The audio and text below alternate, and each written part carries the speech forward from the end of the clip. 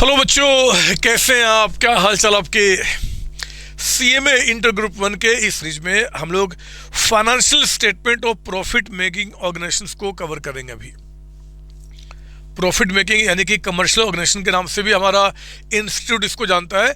और बिलीव कीजिए, इसमें जितने भी हमारे थ्योरी हैं, जितने भी प्रैक्टिकल है, जो भी ट्रिकी से ट्रिकी जो एडजस्टमेंट्स है ना इस चैप्टर में आने वाले, उन सबको हम यहाँ पे कवर करेंगे। जो भी एमसीक्यू एग्जामिनर हमारा बना सकता है, उन सबको भी हम यहाँ पे कवर करने वाले हैं। तो आइए, ये जो 2-2.5 घंटे इस चैप्टर में मेरे साथ आप डिवोट करेंगे, ये रियली में आपके लिए बहुत ज़्यादा वर्थफुल होने वाला है। सुनेंगे ध्यान से। देखो, financial statement of non corporate commercial organisations. Non corporate का मतलब हो गया कि जो कंपनी नहीं है। कॉर्पोरेट का मतलब क्या होता है? रजिस्टर्ड, यानी कि जो कंपनी होती है। तो कंपनी को छोड़ के जो बाकी होंगे ना, बाकी में क्या, या तो सोल प्रोप्राइटर या फिर पार्टनरशिप। ये जो नॉन कॉर्पोरेट कमर्शियल ऑर्गेनाइजेशंस होते हैं बच्चे, इनके फाइनेंशियल स्टेटमेंट में 3 चीजें आती हैं। एक इनकम स्टेटमेंट, एक बैलेंस शीट एंड तीसरा कैश फ्लो स्टेटमेंट। ये जो इनकम स्टेटमेंट है, इस इनकम स्टेटमेंट के अंदर में trading account, profit loss account and profit loss appropriation account इसमें कवर आपका होता है। 3 चीजें आप जानते हैं कि जो सोल प्रोप्राइटर होते हैं उसमें सिर्फ 2 बनते हैं, trading and profit loss account. लेकिन अगर वो पार्टनरशिप फॉर्म हो जाता है तो इन दोनों के बाद हम क्या बनाते हैं जी? Profit loss appropriation account. याद कीजिए, ट्रेडिंग अकाउंट का फॉर्मेट आपने क्या पढ़ा हुआ है? ओपनिंग स्टॉक यहाँ पे लिखना, जो परचेजेज होते हैं आपके रॉ मटेरियल को, उसको यहाँ लिखा, रिटर्न माइनस करके बाहर, डायरेक्ट एक्सपेंसेज आपने लिखा इस साइड में, सेल्स आपने यहाँ पे लिखा, और फिर क्लोजिंग स्टॉक। अगर बैलेंसिंग फिगर डेबिट में तो ग्रॉस प्रॉफिट कहते हैं और यहाँ तो ग्रॉस लॉस कहते हैं। ये जो डायरेक्ट एक्सपेंसेज है जो ट्रेडिंग अकाउंट में आते हैं, एंड प्रॉफिट लॉस में इनडायरेक्ट एक्सपेंसेज, इसका बड़ा क्लियर कट मैंने आपको डिस्टिंक्शन दिया था कि how we classify the items whether it is of trading और द प्रॉफिट लॉस अकाउंट। तो मैंने कहा था कि मार्केट जहां से आप परचेज करते हो, क्या जी? Raw material. मार्केट जहां से परचेज करते हो रॉ मटेरियल, और इस रॉ मटेरियल को अपने फैक्ट्री में लाकर आप उसका फिनिश गुड्स में कन्वर्जन करते हो, यानी कि उसका प्रोडक्शन करते हो। तो मार्केट में जो आपने रॉ मटेरियल परचेज किया, ये देखो ओपनिंग स्टॉक, परचेज, सब क्या है? रॉ मटेरियल है। इनको मार्केट से परचेज करके फैक्ट्री में गुड्स बनाकर तैयार करने में जितने सारे खर्चे होते हैं ना, उन सबको हम बोलते हैं डायरेक्ट। जैसे कि फैक्ट्री का आपके अंदर में वेजेज पे करते हैं, मार्केट से लाते समय कैरेज इनवर्ड है, फ्रेट इनवर्ड है, कमीशन पे किया परचेज के ऊपर में, मशीन का हीटिंग, लाइटिंग, ये सब जो फैक्ट्री तक के खर्चे होते हैं ना, उनको हम क्या बोलते हैं? डायरेक्ट। और फैक्ट्री के बाद जो खर्चे होते हैं, चाहे वो ऑफिस के खर्चे हो, चाहे गोडाउन के, चाहे शोरूम के, ये सारे खर्चे क्या बोले जाते हैं जी? हमारा indirect, related to office, administration, sale, सब कुछ आपका है ना बच्चों। तो प्रॉफिट लॉस में क्या आएगा? आपका इनडायरेक्ट। और फिर हम लोग क्या करते हैं कि जो ग्रॉस प्रॉफिट हमने यहाँ पे लिखा, इसमें जितने भी एक्सपेंसेस आपके इनडायरेक्ट हैं उनको हमने माइनस किया।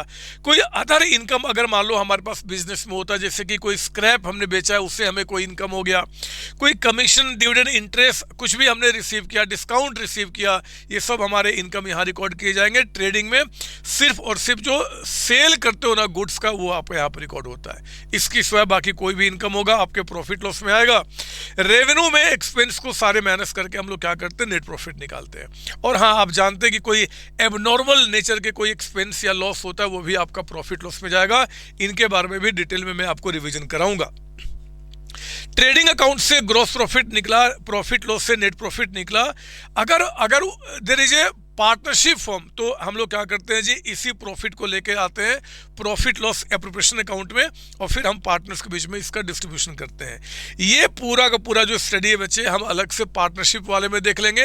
अभी हमारा रिवीजन का जो फोकस होगा वो कंप्लीटली क्या होगा? सोल प्रोप्राइटर को लेकर हम चलेंगे। तो ये जो नेट प्रॉफिट आपका निकल के आया ना, क्योंकि एक ही पार्टनर है, तो हम लोग क्या करते हैं? फिर बैलेंस शीट बनाते हैं, और बैलेंस शीट के अंदर में जो कैपिटल यहाँ का पार्टनर का दिखता है, उसी में हम क्या करते हैं? इस प्रॉफिट को ऐड कर देते हैं।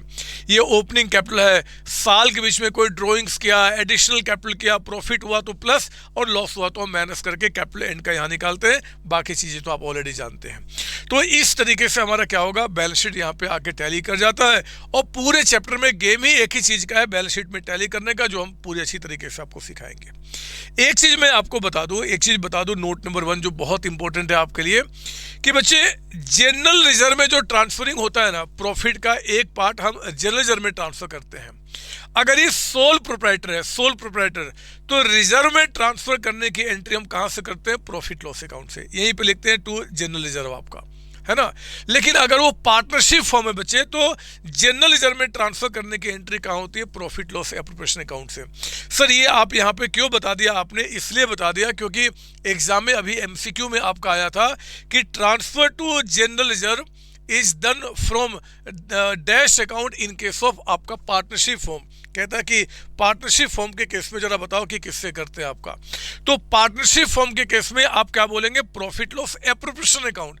देखा था मैंने कई सारे बच्चे, कई क्या मैक्सिमम बच्चों ने टिक मार्क कहाँ किया? प्रॉफिट लॉस अकाउंट में ना। अगर सोल प्रोप्राइटर है बच्चे तब तो प्रॉफिट लॉस अकाउंट से होता है, अगर वो पार्टनरशिप फॉर्म है तो कहाँ से होता है? प्रॉफिट लॉस एप्रोप्रिएशन अकाउंट से। ठीक है ना। तो ये बातें तो एक हल्का फुल्का मैंने बताया। अब मैं स्टार्ट करता हूं जहां से आपके एग्जाम में क्वेश्चन की शुरुआत होगी।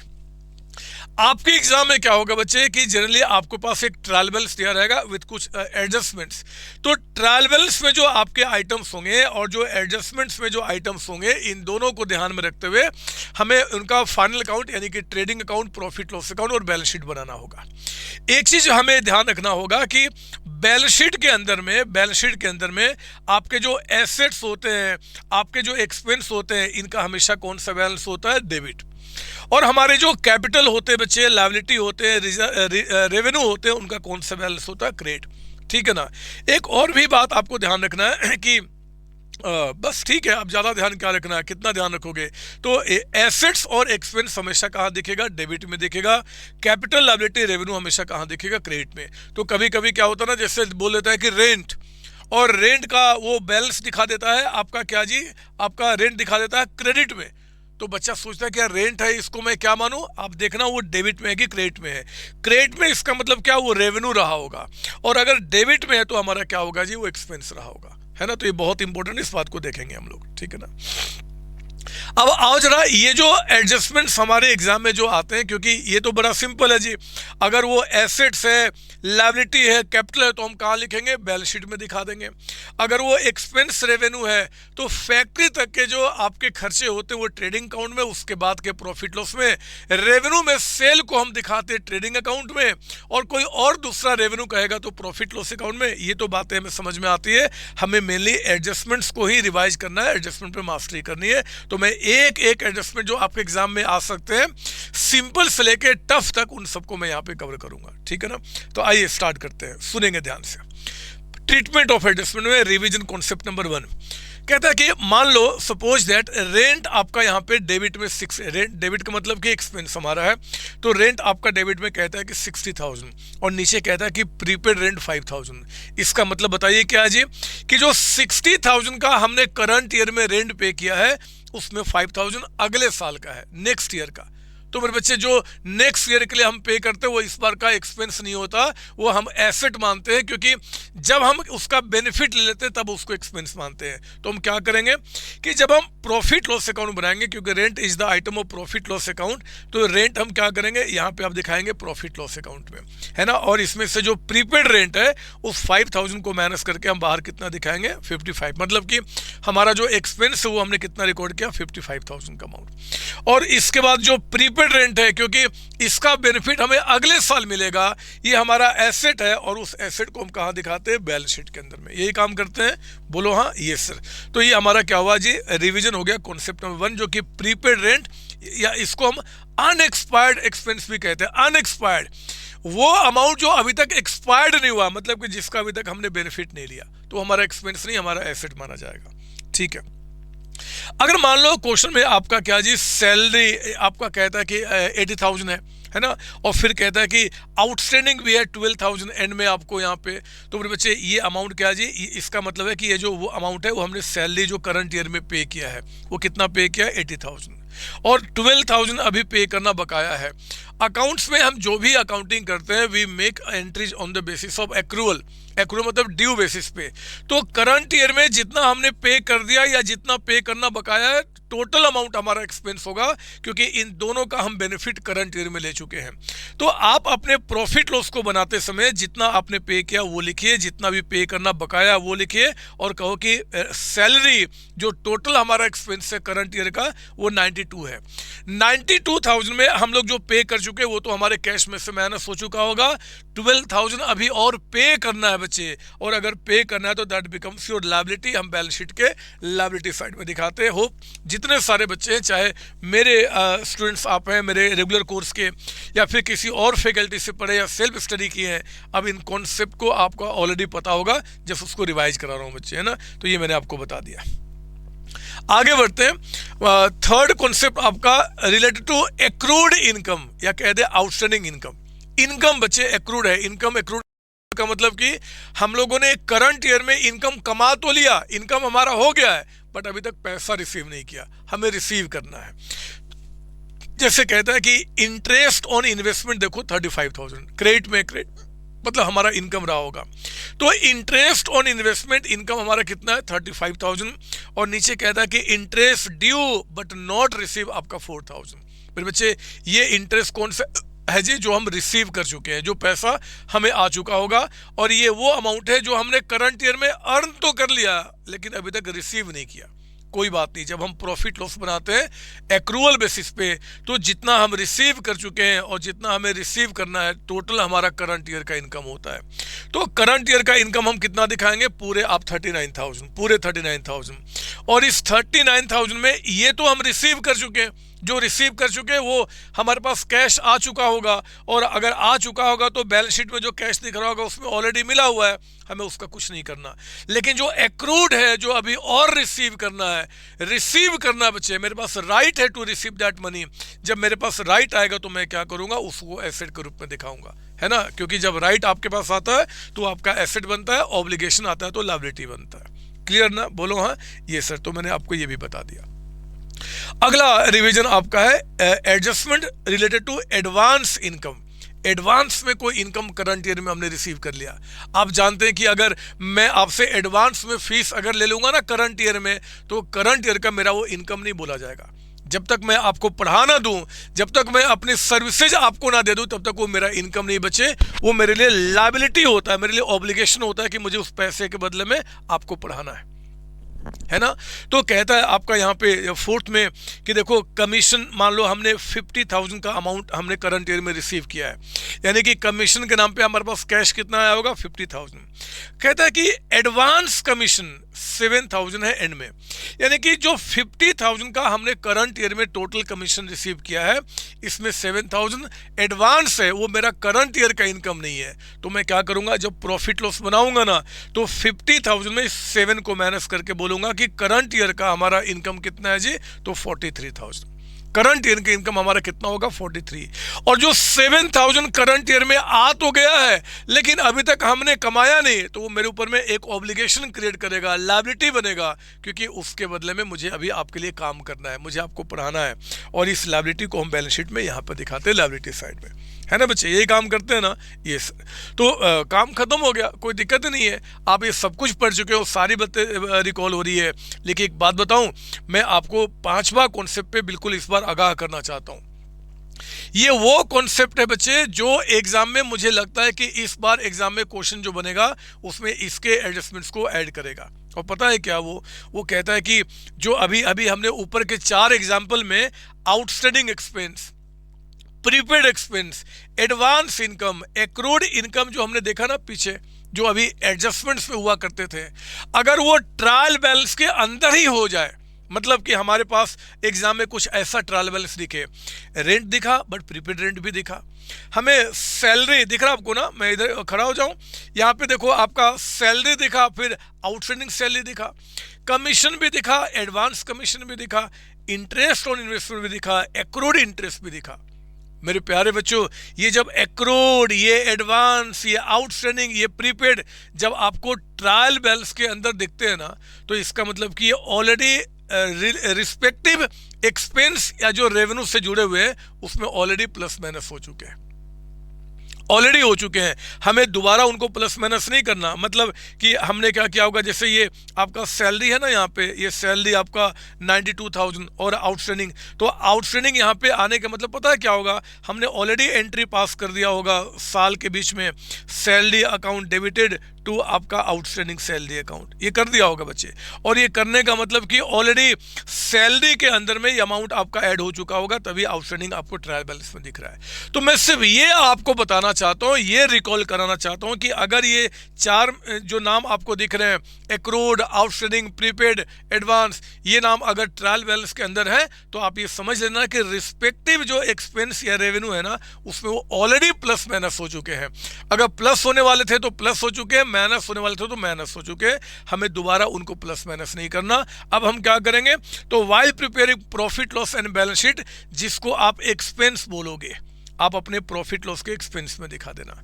जिनको आप अपना रेवेन्यू बोलोगे, इंटरेस्ट हो गया, कमीशन हो गया, वो अपने प्रॉफिट लॉस के क्रेडिट में दिखा देना। और ये जो प्रीपेड, ये आउटस्टैंडिंग, ये एडवांस, ये जो आपके हैं ना बच्चे, ये बैलेंस शीट के आइटम है, तो बैलेंस शीट में हम क्या करेंगे, उनको दिखाएंगे। कभी मैं जानता हूं ऐसे आपको परेशानी नहीं होगी, बट कभी अगर आप परेशान हो जाए कि यार ये एक्रूड इंटरेस्ट ऑन इन्वेस्टमेंट हमारा एसेट है कि लायबिलिटी है, ये तो कंफर्म्ड है, ये तो कंफर्म्ड है कि किसी भी एक्सपेंस, किसी भी रेवेन्यू के नाम के साथ अगर ये एक्रूड, एडवांस, आउटस्टैंडिंग, प्रीपेड लगते हैं ना बच्चे, तो या तो वो एसेट होगा या लायबिलिटी होगा। अगर ये आपको डेबिट में दिख रहे होंगे, अगर ये आपको डेबिट में दिख रहे होंगे तो फिर एसेट होगा, और अगर ये क्रेडिट में दिख रहे होंगे तो क्या होगा जी, आपका लायबिलिटी होगा। क्योंकि मैं पहले ही बता चुका हूं कि एसेट और एक्सपेंस का ही डेबिट बैलेंस होता है, कैपिटल, लायबिलिटी और रेवेन्यू का क्रेडिट बैलेंस होता है। तो ये प्रीपेड, आउटस्टैंडिंग, एडवांस और एक्रूड, या तो ये एसेट होगा या लायबिलिटी होगा। डेबिट में तो एसेट, क्रेडिट तो लायबिलिटी में, और इस तरीके से पहचान के आप उनको दिखाएंगे। मैंने लिख भी दिया कि ये सिर्फ और सिर्फ जो आपके आइटम है ना, ये सब आपके वो बैलेंस शीट के आइटम है, बैलेंस शीट में दिखाना। इनको दोबारा इनकम स्टेटमेंट में आप प्लस माइनस मत कर देना, वहां पे कोई ट्रीटमेंट नहीं करना है ना, उनकी अब ऑलरेडी ट्रीटमेंट वो प्लस माइनस हो चुके हैं। तो पता नहीं क्यों मुझे ऐसा बार बार फील हो रहा है, और मैं जब फील करता हूँ ना तो मुझे लगता है कि सरस्वती मैया मेरे जीवों पे बैठी हुई है। और जब मैं बोलता हूँ ना तो मैंने देखा है हिस्ट्री में, पास्ट में, कि वो एग्जाम में क्वेश्चन के रूप में दिख जाता है। तो शायद ऐसा पॉइंट आपको इस बार देखने को मिल जाए, इसलिए बिल्कुल आप तैयार रखेंगे, माइंड बिल्कुल बिल्कुल क्लियर रखेंगे। चाहे एग्जामिनर को जो पूछना पूछ लेने दो, आप यानी कि मेरे बच्चे परेशान नहीं होंगे, मैं इस बात की गारंटी देता हूं। और अभी चिंता नहीं करना, मैं जैसे जैसे अभी आगे बढ़ूंगा ना, एडजस्टमेंट्स को और ट्रिकी जितने भी एग्जामिनर एक्चुअली पूछ सकते हैं, उन सबको मैं यहाँ पे कवर करने वाला हूं। सुनेंगे ध्यान से, रिवीजन क्वेश्चन कॉन्सेप्ट नंबर 6 क्या बता रहा है। Treatment of goods distributed as free sample, charity, advertisement. अगर गुड्स का मतलब कि जो रॉ मटेरियल हमने परचेज किया था, जो रॉ मटेरियल बच्चे हमने परचेज किया था, इसमें से कुछ गुड्स अगर हम फ्री सैंपल, चैरिटी या एडवर्टाइजमेंट के लिए यूज करते हैं, तो ये फ्री सैंपल, चैरिटी, एडवर्टाइजमेंट क्या होते हैं, ये सब इनडायरेक्ट खर्चे होते हैं, सेल्स से जुड़े हुए, एडवर्टाइजमेंट से जुड़े हुए, ये प्रोडक्शन से जुड़े खर्च नहीं होते। और हमने बता दिया है कि ट्रेडिंग अकाउंट में क्या होगा जी, सिर्फ जो प्रोडक्शन यानी कि फैक्ट्री तक के खर्चे आते हैं। मेरे प्यारे बच्चों, मान लो हमने 5 लाख रुपए का यहाँ पे क्या किया जी, आपका रॉ मटेरियल परचेज किया है, और इसमें से 20,000, इसमें से, इसी में से, अलग से थोड़ा ही होगा, इसमें से 20,000 के गुड्स हमने क्या किया, यूज कर लिया एडवर्टाइजमेंट में। तो वो 20,000 आपका ट्रेडिंग अकाउंट में नहीं जाएगा। हम लोग ट्रेडिंग अकाउंट में क्या करेंगे, परचेज में से उसको माइनस कर देंगे, बोलेंगे कि भैया ये ट्रेडिंग का खर्च नहीं है। इस 20 को फिर हम कहाँ दिखाएंगे, अपने प्रॉफिट लॉस अकाउंट में, हम उसको अपने प्रॉफिट लॉस में दिखाएंगे। तो गुड्स फ्री सैंपल कह दे, चैरिटी, डोनेशन, कुछ भी कह दे, तो आप उसको यहाँ से माइनस करके उसको हम प्रॉफिट लॉस के डेबिट साइड में दिखाएंगे। यही हमने पढ़ा है ना, अरे बोलो ना हाँ बदमाश। तो ट्रेडिंग से माइनस कीजिए, प्रॉफिट लॉस में दिखाइए और मजा लीजिए, क्योंकि एग्जामिनर जो भी एडजस्टमेंट पूछेगा आप पहले से उसको पता रहेगा। हाँ, कोई मान लो आज पूछ दे कि आपने ट्रेडिंग अकाउंट से क्यों माइनस किया, बोलना क्यों, ट्रेडिंग के खर्च है ही नहीं, ट्रेडिंग में सिर्फ फैक्ट्री तक के खर्च दिखाते हैं, ये तो एडवर्टीजमेंट सेल्स से जुड़ा हुआ है। तो हम फैक्ट्री से, ट्रेडिंग से हटा के हम उसको दिखाएंगे, बट कहाँ दिखाएंगे, प्रॉफिट लॉस में। एग्जाम में क्वेश्चन आ जाए एमसीक्यू में कि जरा बताओ कि जो goods distributed as free sample है, where it will be shown, ये कहां शो किया जाएगा। ऑप्शन रहेगा ट्रेडिंग अकाउंट, ऑप्शन रहेगा प्रॉफिट लॉस अकाउंट, ऑप्शन रहेगा trading and profit loss account and कुछ और भी। तो मेरे बच्चे प्रॉफिट लॉस अकाउंट में टिक मार्क करना, क्योंकि क्वेश्चन क्या बता रहा, where it will be shown, आप शो कहां करोगे, तो प्रॉफिट लॉस अकाउंट में। What will be the treatment, अगर पूछता है ट्रीटमेंट क्या होगा, तो परचेज में से लेस होगा। परचेज में से लेस मतलब कि या तो यहाँ पे लेस कर दो या यहाँ पे दिखा दो, मीनिंग सेम होता है। तो परचेज में से लेस होगा और प्रॉफिट लॉस के डेबिट में दिखाएंगे। ट्रीटमेंट है, बट कहाँ शो करते हैं, तो क्या बोलेंगे, प्रॉफिट लॉस अकाउंट में। क्लियर ना, बोलो हाँ, यस सर। अगला एडजस्टमेंट आप आइए, अगला एडजस्टमेंट कहता है कि treatment of goods withdrawn by the proprietor. अगर प्रोप्राइटर ने गुड्स विड्रॉ किया जी, तो बच्चे प्रोप्राइटर ने विड्रॉ किया मतलब क्या, वो गुड्स तो घर लेकर गया होगा, पर्सनल पर्पस के लिए यूज किया होगा, बिजनेस में यूज नहीं हुआ होगा। तो जब बिजनेस में यूज नहीं हुआ होगा तो पहले तो आप ट्रेडिंग से हटाओ, जब बिजनेस में नहीं हुआ तो फिर फैक्ट्री में कहाँ से यूज हुआ। हम लोग क्या करेंगे, जितने भी परचेजेज हमने यहाँ पे रिकॉर्ड किए होंगे उसमें से हम ड्रॉइंग्स को, यहाँ पे ड्रॉइंग्स जो गुड्स में किए उसको माइनस कर देंगे, जो गुड्स में किया हमने, है ना। और फिर इस ड्रॉइंग्स को क्या करेंगे जी, ये कोई एक्सपेंस तो है नहीं कि प्रॉफिट लॉस में दिखाएंगे। ये क्या होगा जी, ऑनर ने विड्रॉ कर लिया ना, तो बैलेंस शीट में जो कैपिटल होगा उस कैपिटल में से क्या करेंगे, हम इसको लेस कर देंगे, कैपिटल में से लेस कर देंगे, क्योंकि ये जो ड्राइंग से बच्चे ये आपका कैपिटल को कम करेगा, ना कि हम कोई बिजनेस के एक्सपेंसेस को दिखा सकते। थोड़ी देर खड़े हो जाता हूँ, है ना, और आपको बाकी बातें बताता हूँ। तो मुझे विश्वास है कि अगर क्वेश्चन में आ जाए कि goods withdrawn bye proprietor for the personal use, है ना बच्चे, तो आपने क्या करना है कि ट्रेडिंग अकाउंट में से गुड्स यानी कि परचेज को माइनस कर देना है, और फिर आप क्या करेंगे, बैलेंस शीट में उसके कैपिटल से माइनस कर देंगे आप, ठीक है ना। तो ये भी बातें मैंने आपको बता दी। आइए अगला आते हैं, अगला आपका ये बहुत प्यारा है।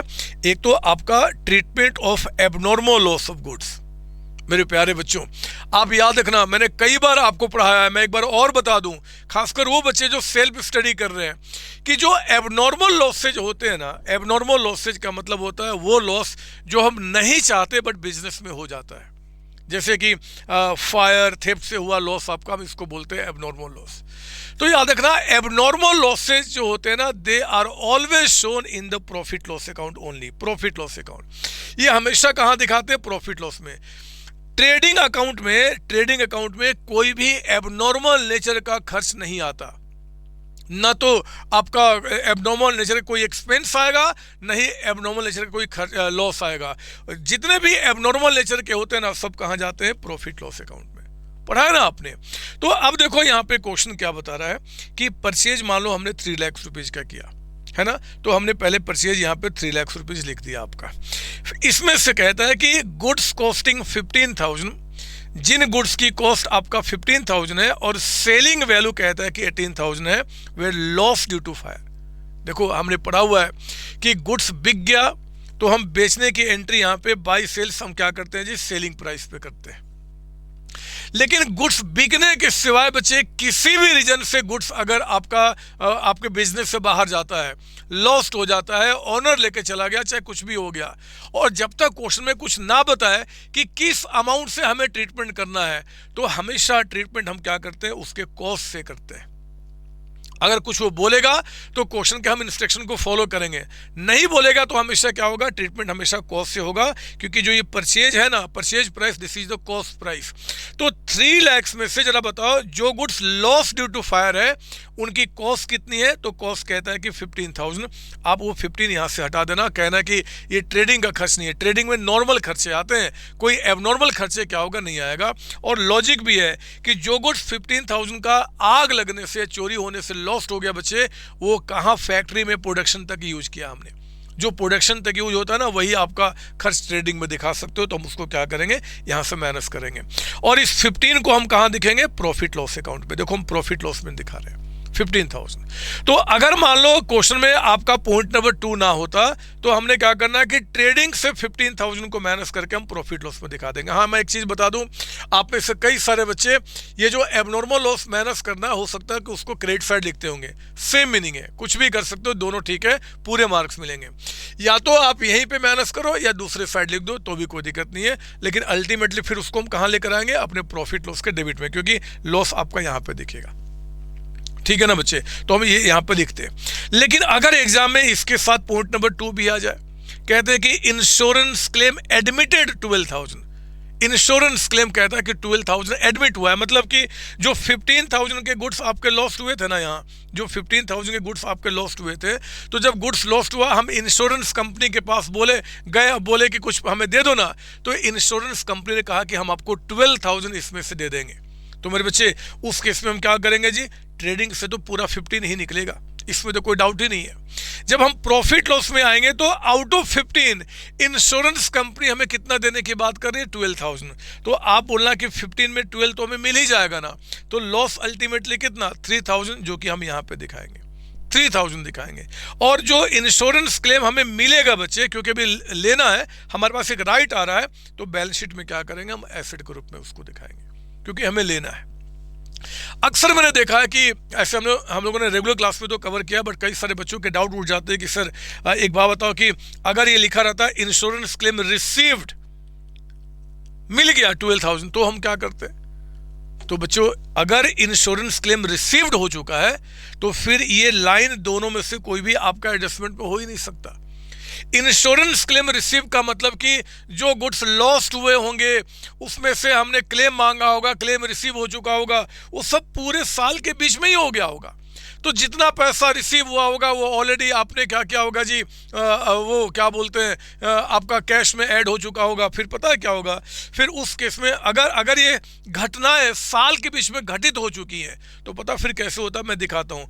परचेज आपका मान लो आप फिर 3 लाख नहीं बोलता, वो अपने आप अगर ये सब कुछ साल के बीच में हो चुका है तो यहाँ पे कहता है कि परचेज ना, फिर मैं 2,85,000, यानी कि अपने आप 15,000 जो लॉस हुआ है वो माइनस होकर वो लिखा रहता। फिर यहाँ पे एक नाम होता है क्या जी, गुड्स लॉस्ट बाय आपका फायर या थेफ्ट, और पता कितना यहाँ लिखा रहा था, 3,000 का अमाउंट। और फिर आपका जो क्लेम है ना, क्योंकि that has been already received, तो जो कैश का अमाउंट आपका रहा होगा उसमें ऑलरेडी वो आपका ऐड हो चुका होगा। तो अगर फिर मतलब कि अगर ये एडजस्टमेंट में जो आइटम है अगर इनका ट्रीटमेंट पहले हो चुका है तो फिर ये एडजस्टमेंट होगा नहीं, फिर तो सब ऐसा होगा, ट्रायल बैलेंस बनने तक सारी बातें हो जाएंगी। तो आपने क्या करना, परचेज को सिर्फ दिखाना है अपने ट्रेडिंग अकाउंट में, और जो गुड्स लॉस्ट में फायर का अमाउंट जितना भी दिखेगा वो सीधे सिर्फ आपको प्रॉफिट लॉस में दिखाना है, सिर्फ आपको प्रॉफिट लॉस में दिखाना है ये अमाउंट आपका। समझो मेरी बात ना। तो वो आप सवाल ऐसा ना पूछो जो मतलब लॉजिक तो है, ऐसा बन सकता है, और बन गया तो मैंने आपको बता दिया, कोई दिक्कत नहीं है ना। तो ये भी मैंने आपको समझा दिया, ठीक है। और जनरली ये आपके जो पॉइंट्स होंगे वो एडजस्टमेंट में ही आएंगे। अगर मान लो एडजस्टमेंट में ना आए तो मैंने बता दिया कि क्लेम के बारे में फिर कुछ बोलेगा नहीं, और वो सब कुछ हो चुका है, सिर्फ आपको यहाँ पे जो बताएगा उसके हिसाब से ट्रीटमेंट कर लेंगे, ठीक है। आइए रिवीजन क्वेश्चन नंबर 9 था आपका, ये ट्रीटमेंट ऑफ नॉर्मल लॉस है मेरे बच्चे, एबनॉर्मल नहीं, नॉर्मल लॉस है ना, नॉर्मल लॉस ऑफ गुड्स आपका। तो हमने पढ़ा हुआ है कि ट्रेडिंग अकाउंट में एबनॉर्मल लॉसेज नहीं जाते, लेकिन कोई नॉर्मल लॉस हुआ है तो ट्रेडिंग अकाउंट में आता है। हम सिर्फ एबनॉर्मल को प्रॉफिट लॉस में दिखाने को हमें बताया जाता है, नॉर्मल लॉसेज जहाँ पे हुआ है उसी के स्थान के मुताबिक हम उसको दिखाते हैं। तो मैंने आपको क्लास में कहा था कि अगर एग्जाम में नॉर्मल लॉस के बारे में कुछ आपका एडजस्टमेंट में अगर आ जाता है नॉर्मल लॉस के बारे में, तो सिर्फ एक ही चीज याद रखना, no treatment in financial statement at all का मतलब कि नॉर्मल लॉस को ना तो हम फिर ट्रेडिंग अकाउंट में कुछ कंसीडर करेंगे, ना प्रॉफिट लॉस में, ना बैलेंस शीट में, कुछ भी नहीं करेंगे। हमने रीजन पढ़ा हुआ है, मैं बिल्कुल शॉर्ट में एक बार रीजन आपको रिकॉल भी करा देता हूं, है ना, ताकि आपको परेशानी ना हो। सुनेंगे ध्यान से। परचेजेस कहता है कि 3 लाख रुपीज का अमाउंट है, देख रहे हो आप यहाँ पे, और यहाँ पे कहता है फिर आपको कि goods costing 5,000 were loss due to spoilage leakage. ये स्पॉइलेज लीकेज सब क्या होते हैं, नॉर्मल लॉसेज होते हैं। कह भी दिया कि कंसिडर एज नॉर्मल लॉस। तो मेरे बच्चों जितना गुड्स हमने परचेज किया था ना 3 लाख रुपीज, इसी 3 लाख में से 5,000 आपके नॉर्मल लॉस हो गए। तो क्योंकि 5,000 का जो नॉर्मल लॉस हुआ वो ट्रेडिंग में ही होना चाहिए, और ट्रेडिंग में ऑलरेडी दिख रहा है क्योंकि इसी में से वो लॉस हुआ है। अगर वो एबनॉर्मल होता तब मैं इसमें से माइनस करके उसको प्रॉफिट लॉस में दिखाता, लेकिन क्योंकि नॉर्मल लॉस है तो इसमें से उस 5,000 को माइनस करके फिर हम ट्रेडिंग अकाउंट में दिखाएंगे, है ना। यहाँ नॉर्मल लॉस है, चलो जी हम इसमें से माइनस कर दें, और फिर हम दिखाएं कहाँ, तो फिर हम ट्रेडिंग में ही दिखाएंगे। तो फायदा क्या हुआ माइनस करके फिर उसको दिखाने का? इसका मतलब कि सिंपली हम कह दें कि कुछ भी ट्रीटमेंट नहीं, नो ट्रीटमेंट, हम कुछ नहीं करेंगे। आपका जो ट्रेडिंग अकाउंट होगा उसमें जो परचेज है वो लिखिए। हाँ, एग्जाम में जरूर एक नोट लिख देना आंसर के बाद कि I have not make any treatment of normal loss because it will not be treated anywhere in the financial statement. ये जरूर दे देना एग्जामिनर, नहीं तो बदमाश कहीं जो बदमाश लोग होते हैं मार्क्स काट लेते हैं। तो आप बताना कि हमें तो सब कुछ नॉलेज है, हमने इस पॉइंट को छोड़ा नहीं, हमें पता है कि इसका कोई ट्रीटमेंट नहीं होता। तो एबनॉर्मल ट्रेडिंग से हटा के प्रॉफिट लॉस में नॉर्मल का नो ट्रीटमेंट एट ऑल आपका। लेकिन जरा बताओ कि ठीक है जी, मान लो लॉस बाय थेफ्ट तो हुआ है, लॉस बाय थेफ्ट, चोरी हुई है, आग लगी है, लॉस हुआ है, लेकिन अगर वो कैश हो, गुड्स ना हो, तो मुझे बताओ कि अगर कैश लॉस्ट हुआ तो हम क्या करेंगे? कैश लॉस्ट हुआ तो फिर जैसे गुड्स लॉस्ट हुआ तो हम परचेज में से माइनस किए। अगर कैश लॉस्ट हुआ तो बच्चे जितना कैश आपको यहाँ पर दिख रहा होगा हम उसमें से माइनस करेंगे, है ना। एडजस्टमेंट में कहेगा, ये सारे बातें क्या बता रहा हूँ कि एडजस्टमेंट में कह रहा है कि 5000 का cash loss due to theft हो गया, तो क्या करेंगे जी, हम लोग उसको 5000 रुपये को अब कैश में से माइनस करके उसको हम प्रॉफिट लॉस में दिखाएंगे। लेकिन अगर मान लो कि ये जो आपका है वो आपका कैश लॉस अगर ट्रायल बैलेंस के अंदर ही हो तो क्या करेंगे? अरे ट्रायल बैलेंस के अंदर हो तो फिर यहाँ पे माइनस नहीं करेंगे, ऑलरेडी माइनस हो चुका होगा, हम सिर्फ कहाँ दिखाएंगे? प्रॉफिट लॉस में। समझ लो ना, अगर मान लो ट्रायल बैलेंस के अंदर है, इसका मतलब कि हम एंट्री क्या किए होंगे जी? Loss by theft, loss by theft account debited to cash account. वो ऑलरेडी आपका क्या है कि वो ऑलरेडी आपके कैश में से माइनस हो चुका होगा, दोबारा माइनस नहीं करेंगे। सुनो ना मैं क्या बोल रहा हूं कि अगर cash lost due to theft, cash lost अगर आपके एडजस्टमेंट में दिया हुआ, एडजस्टमेंट में, तब तो मैं कैश में से माइनस करूंगा और इसको यहां दिखूंगा। लेकिन कैश लॉस बाय थेफ्ट अगर आपको एडजस्टमेंट में ना देखे, ट्रायल बैलेंस के अंदर ही दिया हुआ है, तो ये लॉस है, एबनॉर्मल लॉस है, सीधे कहाँ जाएगा? प्रॉफिट लॉस में। तो सिर्फ आप यहाँ पे लिखोगे, यहाँ पे कुछ नहीं करना, क्योंकि ऑलरेडी यहाँ से वो माइनस हो चुका होगा ट्रायल बैलेंस में होने का मतलब। क्लियर ना? तो मैंने आपको ये भी बता दिया, और मजे की बात है कि मैंने आपको 11th भी बता दिया। वही था कि treatment of cash loss by fire theft अगर ट्रायल बैलेंस के अंदर ही दिया तो क्या करेंगे?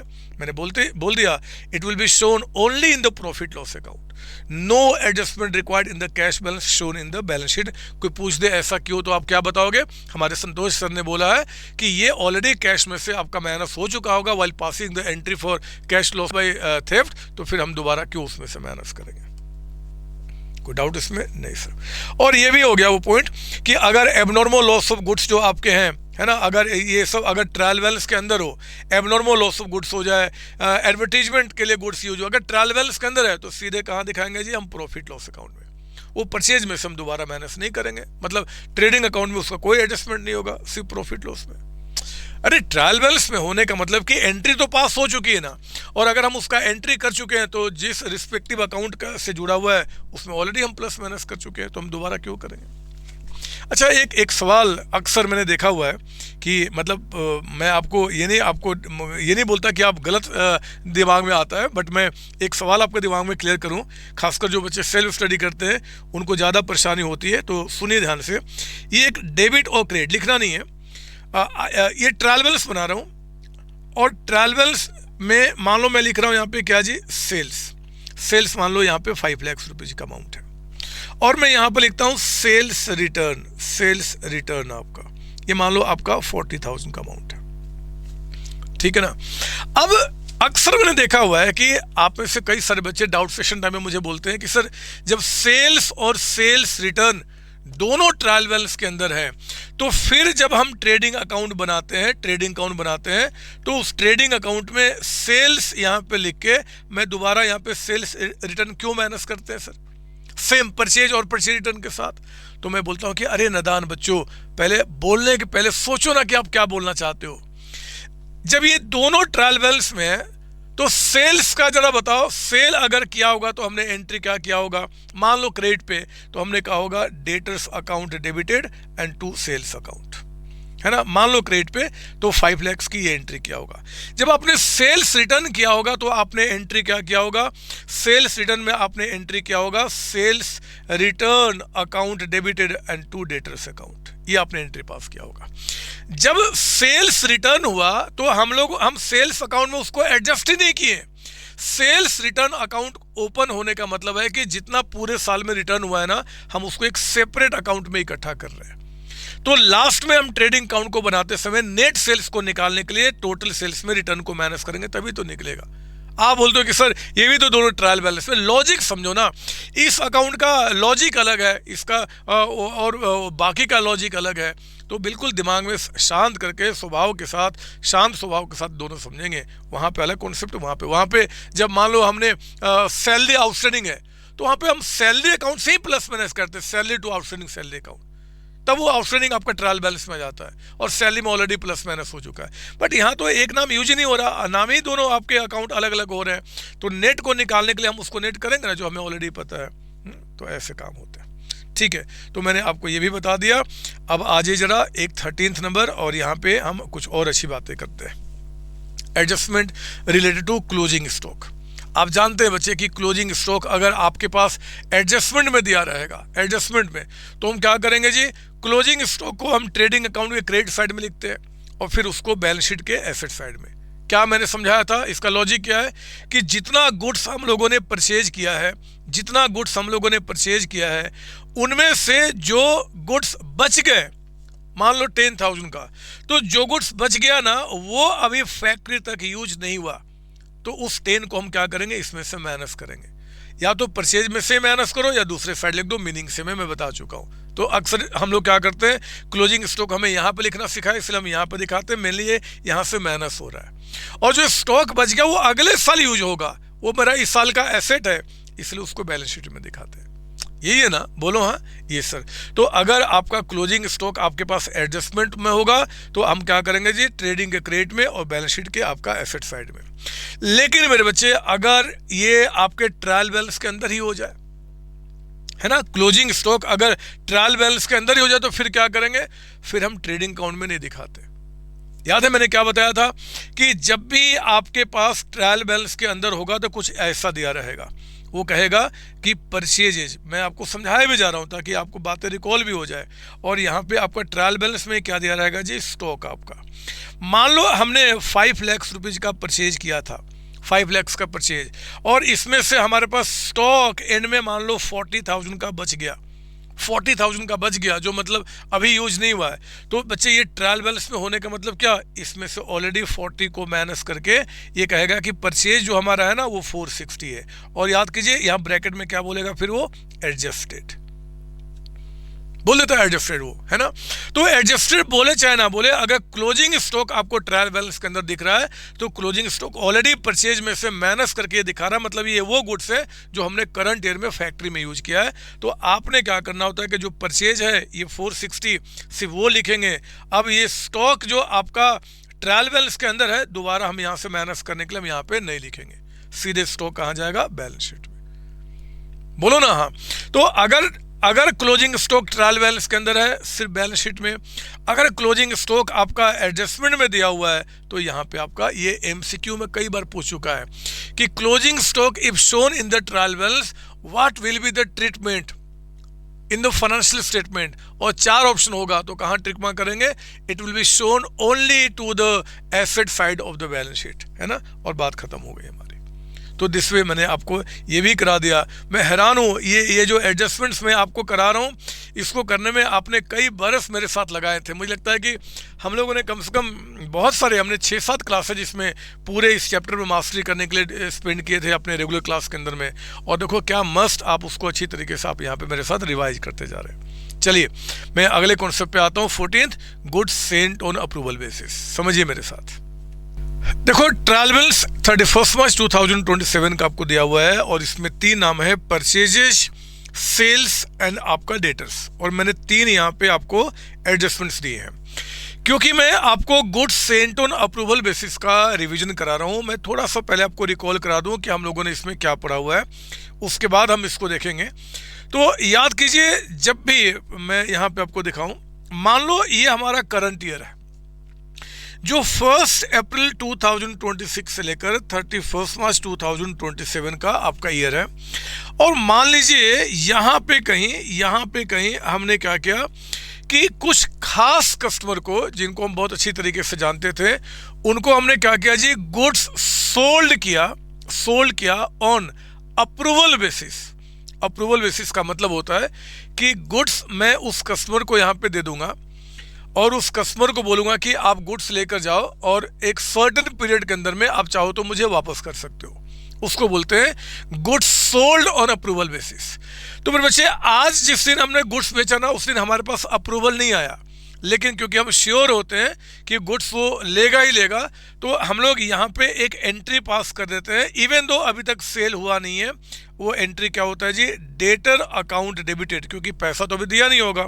Debtor account debited to sales account, ये एंट्री हम लोग यहाँ पे ऑलरेडी पास कर देते हैं विद द सेलिंग प्राइस, जबकि ये एंट्री होना कब चाहिए था, जब हमें अप्रूवल मिल जाए। बट एनीवे, जो अकाउंटिंग ट्रेंड चलता है।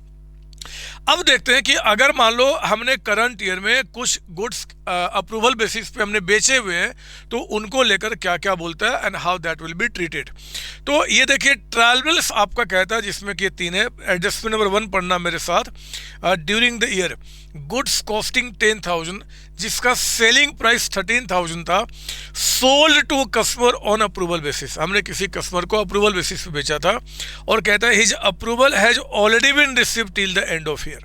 मेरे प्यारे बच्चों, अगर मैं सिर्फ इनकी बात करूं तो हमने ऑलरेडी ये एंट्री सेल करने का 13,000 से इसी दिन पे कर लिया होगा, है ना।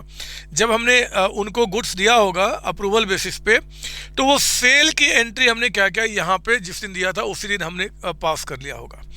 अब कहता है कि till the end of year, मतलब कि साल के एंड के पहले आपका उसका अप्रूवल हमने रिसीव कर लिया। मतलब कि उसने इस दिन के पहले यहाँ कहीं पे हमें अप्रूवल भेज दिया कि हाँ जी गुड्स अच्छा मैं रखूँगा, मैं कभी आके आपको पैसा पे कर दूंगा। मेरे बच्चों, जिस दिन हमें अप्रूवल मिला उस दिन हमें सेल की जो एंट्री करनी थी वो ऑलरेडी हम पहले से एंट्री करके रखे हुए हैं। तो जिस दिन हमें अप्रूवल मिलेगा हम उस दिन दोबारा कुछ नहीं करेंगे, क्योंकि जो एंट्री पहले कर चुके हैं आज वो सच बन गया, वो ट्रूथ बन गया, तो फिर हमें कुछ करने का मतलब बनता नहीं है। तो एग्जाम में अगर ये एडजस्टमेंट आ जाए तो will not make any treatment, इसको कंप्लीटली इग्नोर कर देना है। आप उनको बता देना सिंस सेल की एंट्री हम ऑलरेडी कर चुके हैं तो दोबारा करने का कोई मतलब नहीं बनता। हाँ, एडजस्टमेंट नंबर 2 जरा पढ़ना। ड्यूरिंग द ईयर कहता है गुड्स कॉस्टिंग 20, जिसका सेलिंग प्राइस 25 है, sold to customer on approval basis. कहता है कि हम लोगों ने इस कस्टमर के बारे में, जिनके बारे में बात कर रहा है, यहाँ पे हमने सेल की एंट्री बताओ कितने से कर ली है, 25, है ना। जिस दिन हमने उसको अप्रूवल पे दिया था ना, उस दिन हमने क्या किया था जी, 25 के सेल की एंट्री हमने कर ली थी। देखते हैं इसका क्या बता रहा है। कहता है कि his approval has not been received till the end of year, इसका अप्रूवल अभी तक साल के एंड तक आपके पास नहीं आया। मेरे बच्चों, आपको पता है कि हमारा अकाउंट्स कहता है कि देखो जी, जो आपने सेल की एंट्री आपने करंट ईयर में कर दी, इवन दो अभी तक सेल नहीं हुआ है, लेकिन अगर वो सेल साल के एंड तक कंफर्म नहीं होता, यानी कि अभी तक उसने अप्रूवल नहीं दिया और साल का एंड आ गया है, तो फिर जो एंट्री आप सेल का कर चुके हो वो सेल आप नहीं मान सकते। आपको इस एंट्री को रिवर्स करना होगा। रिवर्स करने के लिए सेल जो हमने क्रिएट किया था उस सेल्स को हमें क्या करना होगा जी, डेबिट करना होगा, यानी कि अपने सेल में से 25,000 माइनस करना होगा। यही नहीं, जो हमारे डेटर्स हैं ना, जो हमारे डेटर्स हैं उनको भी 25,000 से जो हम लोगों ने प्लस कर दिया था उसको हमें क्या करना होगा, माइनस करना होगा, अगर किसी का अप्रूवल नहीं मिला तो। और उसके बाद अगर ये गुड्स हमारा सेल नहीं है तो साल के एंड में क्या माना जाएगा, स्टॉक माना जाएगा। उस स्टॉक को हम क्या बोलेंगे, स्टॉक विथ कस्टमर। वो हमारे गोडाउन में नहीं है बच्चे, वो कस्टमर के पास है, तो हम उसको यहाँ पे क्या बोलेंगे, स्टॉक विथ कस्टमर बोलेंगे। और स्टॉक विथ कस्टमर को कौन से प्राइस पे दिखाएंगे, आपका कॉस्ट प्राइस पे। कॉस्ट प्राइस पे सेल का रिवर्सल सेलिंग प्राइस पे, बट एंड में क्या दिखाएंगे, स्टॉक को कॉस्ट प्राइस पे। और ठीक जैसे क्लोजिंग स्टॉक एडजस्टमेंट में जिस तरीके से होता ना, उसी तरीके से ट्रीटमेंट होगा। ये देखिए आप यहाँ पे सेकेंड वाले पॉइंट के लिए हमने क्या किया, पहले सेल में से 25 माइनस किया और अपने डेटर्स में से भी हमने 25 माइनस किया। और क्योंकि ये स्टॉक विद कस्टमर कहा जाएगा एंड जस्ट क्लोजिंग स्टॉक मान लो आपका एडजस्टमेंट में दिया है, तो हमने क्या किया, स्टॉक विद कस्टमर को एट कॉस्ट प्राइस पहले हम एज क्लोजिंग स्टॉक यहाँ पे लिखेंगे और फिर उसको हम क्या करेंगे जी, बैलेंस शीट में लेकर आएंगे स्टॉक विद कस्टमर को। कोई डाउट इसके अंदर में? नहीं सर। और जो स्टॉक आपके एंड में है, जो गोडाउन में पड़ा हुआ है, वो तो अलग स्टॉक है। अगेन जैसे उसको हम पहले करते थे उस तरीके से हम उसको करते जाएंगे, काम हमारा पूरा हो गया। जो चीज़ें मैंने आपको समझाई उन्हीं को मैंने शॉर्ट में यहाँ पे समरी के रूप में दे दिया है, आप उसको देखेंगे, बातें आपको समझ में आ जाएंगी। मैं पूरी कोशिश कर रहा हूँ कि एक एक एडजस्टमेंट आपके दिमाग के पास हो जाए। एक काम बच्चे आप लोगों से रिक्वेस्ट करता हूँ, आपका सर होने के बावजूद, कि देखो इसके बाद ना रेगुलर क्लास में आपने जिससे भी पढ़ा है, उन्होंने जितने सारे क्वेश्चंस आपको कराए हैं ना, उन सारे क्वेश्चंस को करते समय जितने सारे पॉइंट्स, जितने सारे आपने एडजस्टमेंट्स पढ़े हैं, एक बार क्या करना, आप उसको देख लेंगे। अच्छा सर ने इसका ट्रीटमेंट ऐसे, इसका ट्रीटमेंट ऐसे, मैं बिलीव करो अब जो चीज़ करा रहा हूँ इसके बाद कोई ट्रीटमेंट बचता नहीं है, लेकिन रेगुलर क्लास में फुल फ्लेज क्वेश्चन को सॉल्व करते समय जितने सारे आपने एडजस्टमेंट्स पढ़े ना, उनको एक बार जरूर दोबारा देख लेंगे। और अगर ये लेक्चर आप एग्जाम से 2 दिन पहले कभी भी अगर आप देख रहे हो, तो बच्चे इस चैप्टर का कोई भी एक क्वेश्चन, आपकी अपनी मर्जी, सिंपल, एवरेज, टफ, कोई भी एक क्वेश्चन जरूर हाथ से प्रैक्टिस कर लेना, ताकि फॉर्मेट पे आपका हाथ बैठ जाए और फिर आप ऐसे रिवीजन कीजिए। आपसे बेहतर कौन हो सकता है? मुझे नहीं लगता कोई और दूसरा होगा, ठीक है ना। तो मैंने गुड सेंटोन अप्रूवल बेसिस की सारी बातें आपको बता दी। अगला जो हमारा ट्रीटमेंट है, ये आपका इंस्टीट्यूट ने एक अलग से चैप्टर रखा हुआ, बट क्योंकि मैंने आपको पढ़ाया भी है इसी चैप्टर के साथ और इस चैप्टर के साथ पढ़ा भी जाता है, तो अगला रिवीजन स्टार्ट करेंगे provision for doubtful debts and provision for discount on debtors के बारे में, how they will be treated. आपका इनका अकाउंट कैसे बनेगा वो भी देखते हैं। आइए देखिए मेरे साथ। कहता है prepare bad debts account, provision for bad debts account, extract और profit loss account and the balance sheet आपका, ठीक है ना। 4 चीज़ें बोलना बनाने के लिए एग्जाम में जब भी इसका फुल फ्लेज क्वेश्चन आएगा तो आप जरूर देख लेना कि आखिर वो पूछ क्या रहा है आपसे, ठीक है ना। अब कहता है कि प्रोविजन फॉर डाउटफुल डेट्स आपको प्रोवाइड करना 2026 में 5% एंड 27 में कहता है 2.5%। फर्दर बैड डेट्स 10,000 है in the year 2027 after the close of accounts आपका। देखो मैं थोड़ा सा समय लूँगा इसके अंदर में और मैं इस डायग्राम पे ये सारी बातें आपको दिखाने की कोशिश करता हूँ, ठीक है। देखो क्वेश्चन में फर्स्ट 2026 आपका ये है एंड 31/12/2026 आपका ईयर एंडिंग है। यहाँ पे बच्चे आपको ना प्रोविजन फॉर डाउटफुल डेट्स का आपको बैलेंस बता रहा है और ये कहता है कि 5,000 का अमाउंट है। फिर कहता है कि ड्यूरिंग द ईयर, ये जो करंट ईयर आपका रहा है, ड्यूरिंग द ईयर इस बैड डेट्स आपका हुआ है कितना जी, आपका 3,000 का। कहता है कि इसके बीच में बैड डेट्स आपका हुआ है 3,000 का, ठीक है। फिर एंड में कहता है यहाँ पे आपके जो डेटर्स हैं, डेटर्स ये कहता है कि 1,25,000 के, 125। और कहता है अभी 26 की बात कर रहे हैं कि हमें 26 में यहाँ पे एंड में प्रोविजन बनाना है। प्रोविजन वो कितना आपका 5% के हिसाब से, 5% के हिसाब से। ये हमारा 2026 की कहानी हुई। सिर्फ आप पहले 2026 को देखना। देखो एग्जाम में क्वेश्चन सॉल्व करने के हमारे पास 2 मेथड होते हैं। हमारा इंस्टीट्यूट 2 मेथड सजेस्ट करता है, कोई भी मेथड से आप कर सकते हैं। पहले मेथड 1 दिखाता हूँ। देखो एक तो हमें यहाँ पे क्या करना है, बैड डेट्स अकाउंट बनाना है और एक हमें कहता है कि provision for doubtful debts account. आप देखो हमारे पास ओपनिंग बैलेंस किसका दे रहा है, प्रोविजन फॉर डाउटफुल डेट्स का। तो आपको पता है ना कि प्रोविजन का ओपनिंग बैलेंस कहाँ जाएगा, क्रेडिट साइड में, तो हमने क्रेडिट साइड में लिख दिया प्रोविजन का we have the credit balance, ठीक है। और फिर हमारे पास देखो कोई भी यहाँ पे बैड डेट्स का कोई बैलेंस नहीं है, होता भी नहीं है। आपको पता है कि बैड डेट्स पिछले साल के प्रॉफिट लॉस में और इस साल का इस साल चला जाएगा, तो उसका कोई बैलेंस नहीं होता। तो हमने प्रोविजन का ओपनिंग बैलेंस यहाँ पे दिखा दिया। पूरे साल में बच्चे कहता है कि 3,000 का बैड डेट्स हुआ। तो बताओ जब साल के बीच में बैड डेट्स हुआ होगा, तो क्योंकि हम पूरे एक साल की अकाउंटिंग कर रहे हैं, पूरे एक साल की अकाउंटिंग, जब आपको ओपनिंग बैलेंस दे रहा है तो हम पूरे साल की अकाउंटिंग कर रहे हैं। तो बताओ जब बैड डेट्स हुआ होगा तो एंट्री क्या बना होगा, bad debts account debited to debtors account. तो bad debts account debited debtors, तो बैड डेट्स में क्या बोला होगा आपने, टू डेटर्स अकाउंट, है ना, जब बैड डेट्स आपका हुआ होगा। अब हम साल के एंड में आ गए। साल के एंड में आपने क्या करना है कि जितना भी आपका बैड डेट्स पूरे साल में हुआ, आप उसको उस साल के प्रॉफिट लॉस में ट्रांसफर कर दो। है ना बच्चे। और आप अगर हम प्रोविजन में आए तो प्रोविजन का ओपनिंग कितना था 5, हमें एंड में प्रोविजन का क्लोजिंग बैलेंस कितना रखना है, कहता है कि डेटर्स का 5%, तो डेटर्स का 5% यानी कि 6250। अब देखो 5000 पहले से 6250 होना चाहिए, यानी कि हमें इस बार प्रॉफिट लॉस अकाउंट से और 1250 निकालना होगा to make it equal to 6250। तो 5 + 1250 एंड में कितना हो गया 625। इन शॉर्ट मैं कहना चाहता हूं कि बैड डेट्स अकाउंट जब आप बनाओगे तो जितना भी करंट ईयर में बैड डेट्स होता है वो कहाँ जाएगा, उस साल के प्रॉफिट लॉस में। और जो भी हम प्रोविजन बनाएंगे, प्रोविजन को कुछ भी कम ज़्यादा करना, हम उसको उसका प्रॉफिट लॉस एडजस्ट करेंगे। ये हमारा क्या होता है जी, आपका 2026 की बात होगी। अब आइए 2027 में। 2027 में आप देखो कि आपने 2027 में एक during the year already bad debts कितना हुआ 25, तो बैड डेट्स अकाउंट में क्या बोला हमने, 2 debtors 25 net.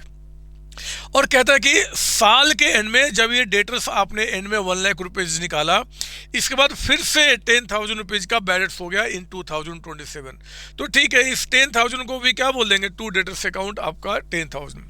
Total balance current year में कितना हो गया 12,500, ये कहाँ चला गया, प्रॉफिट लॉस अकाउंट पे। बैडेट्स प्रॉफिट लॉस एडजस्ट कीजिए, प्रोविजन का एडजस्टमेंट प्रॉफिट लॉस अकाउंट से कीजिए, दोनों को सेपरेटली।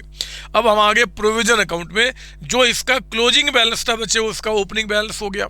अब साल के एंड में हमें क्या करना है कि प्रोविजन कह रहा बनाने के लिए 2.5%, तो डेटर्स एट द एंड पे बनेगा ना। आप मुझे बताओ डेटर्स आपका एंड में 1 लाख है या फिर 90,000 है, 90, क्योंकि इस 1 लाख में 10,000 फर्दर बैलेंस हो चुका है, सब पढ़े हो आप। तो 90,000 का 2.5% आपने बनाया, वो प्रोविजन कितना आ गया 2250, है ना। तो आपने क्या किया, इतना प्रोविजन पहले से था, हमें इतना ही रखना है, तो बाकी जो है वो प्रॉफिट लॉस से हमने एडजस्ट किया। यानी कि provision for doubtful debts account में जो भी बैलेंसिंग फिगर आएगा हम उसको प्रॉफिट लॉस से एडजस्ट करेंगे, और बैलेंस को भी प्रॉफिट लॉस अकाउंट से। ये पहला मेथड हुआ बच्चे, ये पहला मेथड आपका हुआ। लेकिन सेकंड मेथड जो हमारा है वो जरा ध्यान से देखिए, क्योंकि एग्जाम में अगर क्वेश्चन आ जाए ना और ना बताए किस मेथड से क्वेश्चन सॉल्व करना है, तो आप प्रेफर करना सेकंड मेथड से क्वेश्चन सॉल्व करने के लिए। क्योंकि जब भी provision for doubtful debts account maintain होता है ना, तो सेकंड मेथड ही आपका प्रेफरेबल होता है। तो मैं लिख देता हूं, ये प्रेफरेबल मेथड है, थोड़ा सा नो डाउट कि पिछले वाले से थोड़ा ट्रिकी है, बट यही मेथड आपको क्या करना है, आपको अप्लाई करना है। और मैं आपको एक चीज़ बता दूं समझाने के पहले, जो बच्चे पहले से इसको कभी नहीं पढ़े हुए हैं और पहली बार इसको देख रहे हैं, तो प्लीज़ आप इस क्वेश्चन को एक बार हाथ से सॉल्व करना जरूर आपका, है ना, ये हमेशा के लिए दिमाग में बात बैठ जाएगी। सुनिए, इसमें क्या होगा कि जैसे पहले साल में आपको 3,000 का बैडेट्स हुआ, वो बैडेट्स आप प्रॉफिट लॉस अकाउंट से एडजस्ट करने के बाद बजाय हम कहाँ से एडजस्ट करेंगे, प्रोविजन फॉर डाउटफुल डेट्स, है ना। क्योंकि प्रोविजन हम क्रिएट ही करते बच्चे इस बैडेट से हुए लॉस को एडजस्ट करने के लिए। तो आपने क्या किया, फर्स्ट ईयर में यहाँ पे लिखा था 2 डेटर्स जो बैडेट्स हुआ था, और बैडेट्स को बाय प्रॉफिट लॉस ना करके by provision for doubtful debts account. अब प्रोविजन अकाउंट में आ जाइए। ओपनिंग प्रोविजन हमारे पास पहले से कितना है 5,000 था ना, आपका सेम क्वेश्चन है, इसलिए क्वेश्चन में ज़्यादा मैं वजन नहीं दे रहा कि पहले साल में आपका प्रोविजन कितना है 5,000। तो हमने क्या किया कि बाई बैलेंस बीडी यहाँ पे 5,000 का अमाउंट लिखा हुआ है पहले से आपका, ये क्वेश्चन है 5,000, है ना।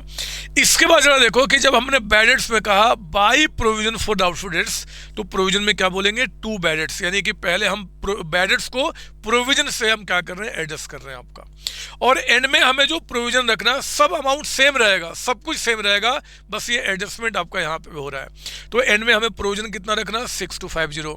अब आप बोलना कि देखो जी हमें 3,000 आपका बैडेट्स एडजस्ट करना है, इतना एंड में हमें प्रोविजन रखना है, तो प्रोविजन में टोटल अमाउंट के रिक्वायरमेंट कितना हो गया 9250।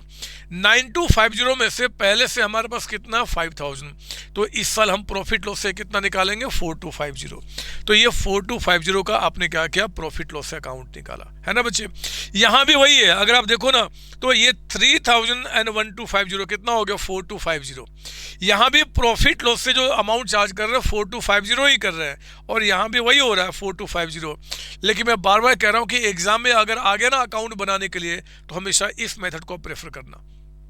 अगर वो दोनों से पूछेंगे तब तो दोनों से वो बोल देंगे कि मेक अकाउंट बाय एज्यूमिंग कि whole balance will be transfer to profit loss account, तब तो फिर मेथड 1, अदरवाइज हमेशा मेथड 2 को प्रेफर करना। ठीक है ना। अब आइए सेकेंड ईयर में। सेकेंड ईयर में हमने क्या किया जी, पहले इसका देखो, इसको हमने यहाँ पे ओपनिंग बैलेंस लिखा है ना बच्चे, 6250। हमें करंट ईयर में बैलेंस कितना हुआ है, 12,500। हमने कहाँ से एडजस्ट किया, प्रोविजन से। तो बाय प्रोविजन, एंड प्रोविजन में क्या बोला, 2 बैलेंस अकाउंट आपका, है ना। एंड में हमें प्रोविजन कितना रखना है, सेम। ये प्रोविजन का अमाउंट तो कोई भी मेथड करो सेम ही निकल के आएगा ना। तो यानी कि प्रोविजन में हमें टोटल इतने रुपए की रिक्वायरमेंट है, इसमें से हमारा ओपनिंग बैलेंस कितना है, 6250। तो बाय प्रॉफिट लॉस अकाउंट और आप कितना बनाओ, 8500। तो प्रॉफिट लॉस से आप इतना अमाउंट आप क्या करोगे, चार्ज करोगे। This way provision for doubtful debts account भी हमने क्या किया, बना के तैयार किया। मुझे विश्वास है इसमें कहीं कोई दिक्कत अब आपको नहीं होगी, कोई डाउट इसके अंदर में नहीं सर। तो हमने क्या किया, आपका सेकेंड मेथड जो है वो हमने यहाँ पे के थ्रू भी बता दिया। मैं फिर से बोल रहा हूँ कि अगर कोई बच्चा इसको भूल चुका है या पहली बार कर रहा है तो ज़रूर एक बार इसको हाथ से रफ में ही बट आप प्रैक्टिस जरूर कर लेना। इसी में अगर मान लो प्रोविजन फॉर डिस्काउंट अकाउंट जो हमने पढ़ा हुआ है क्लास में, प्रोविजन फॉर डिस्काउंट अकाउंट की बात उठ जाएगी, तब भी कोई दिक्कत नहीं है। हम इस 2 के साथ क्या करेंगे, उस तीसरे का भी अकाउंट बना लेंगे। एंट्री बच्चे बिल्कुल इसी तरीके से होता है, आप इसको जानते हैं। तो मैंने आपको ये भी रिवीजन करा दिया। मैं आगे बढ़ता हूँ, कुछ और प्यारी प्यारी बातें आपसे करता हूँ, ठीक है ना। तो जैसे जैसे हम आगे बढ़ रहे हैं, सारी चीज़ें हम देखते जा रहे हैं। एक और भी एडजस्टमेंट जो बड़ा इंपॉर्टेंट और अच्छा सा होता है वो है आपका मैनेजर्स कमीशन को लेकर। एग्जाम में बच्चे हमेशा क्या करता है, वो बोलता है कि मैनेजर्स कमीशन निकालिए। अब देखो, मैनेजर कमीशन निकालने का जब क्वेश्चन एग्जाम में आएगा तो कह सकता है कि मैनेजर का जो कमीशन है ना वो 10% है। किस पे जी, वो कह देगा ऑन सेल्स। तब तो कोई दिक्कत नहीं है, आप सेल्स पे आराम से निकाल लोगे। अगर कहता है कि नहीं जी 10% जो होगा ऑन आपका जीपी होगा, तो जीपी जितना निकाला उसका हम 10% निकाल कर और वो क्या करेंगे, हम प्रॉफिट लॉस में दिखा देंगे। मैनेजर का कमीशन आपका हम कहाँ, अगर वो फैक्ट्री का है बच्चे मैनेजर, तब तो हम ट्रेडिंग में दिखाते हैं। अगर वो ऑफिस गोडाउन शोरूम का है तो कहाँ जाएगा, प्रॉफिट लॉस में। और एग्जाम में सिर्फ कहते हैं मैनेजर्स कमीशन, तो हमेशा हम प्रॉफिट लॉस में दिखाएंगे, सेल्स से जुड़ा हुआ मानते हुए आपका, ठीक है ना। तो ये तो ठीक है, लेकिन एग्जाम में अक्सर देखा गया है कि जब मैनेजर कमीशन की बात आती है तो जनरली 2 केस में से कोई एक केस पूछते हैं। पहला केस है, अगर क्वेश्चन कह दे कि आपको 10% of net profit before charging such commission, यानी कि जो नेट प्रॉफिट आपका निकल के आया ना, ये देखिए मैं आपका यहाँ पे बनाया क्या जी, ट्रेडिंग अकाउंट। आपको बनाना नहीं है, सुनना आपको। ट्रेडिंग से क्या निकल के आ गया, जीपी आपका। प्रॉफिट लॉस अकाउंट में हमने यहाँ पे लिखे, इस जीपी को हमने यहाँ लिखा, मान लो आपका 2 लाख रुपीज का अमाउंट है आपका, 2 लाख रुपीज। मान लीजिए कोई अदर इनकम, दूसरे कोई इनकम हमारे पास होते हैं, वो मान लीजिए आपका 40,000 का अमाउंट होता है ना, 40,000 का। जो इनडायरेक्ट आपके एक्सपेंसेज है या जो भी नाम आपके प्रॉफिट लॉस में आते हैं, वो सपोज दैट आपका 1 लाख रुपीज का अमाउंट है। तो मुझे बताओ कि इन सबको प्लस माइनस करके आपका जो नेट प्रॉफिट निकल के आया कितना आया, 1,40,000, 140 का अमाउंट। सिर्फ मुझे ये बताओ कि अगर मुझे मैनेजर को कमीशन भी देना है तो ये जो 140 का अमाउंट निकल के आया, ये बिफोर कमीशन है कि आफ्टर कमीशन है? ये आपका निकल के आया बिफोर कमीशन बच्चे, क्योंकि अभी तक हमने मैनेजर को कमीशन जो देना है वो हमने अभी तक एक्सपेंस ग्रुप में नहीं दिखाया, वो अभी हमें अमाउंट निकालना है एक्चुअली। तो हमने क्या करना है कि अगर क्वेश्चन कहता है कि 10% निकालिए of net profit before charging such commission, तब तो कोई दिक्कत नहीं है। यही प्रॉफिट आपका है बिफोर चार्जिंग कमीशन।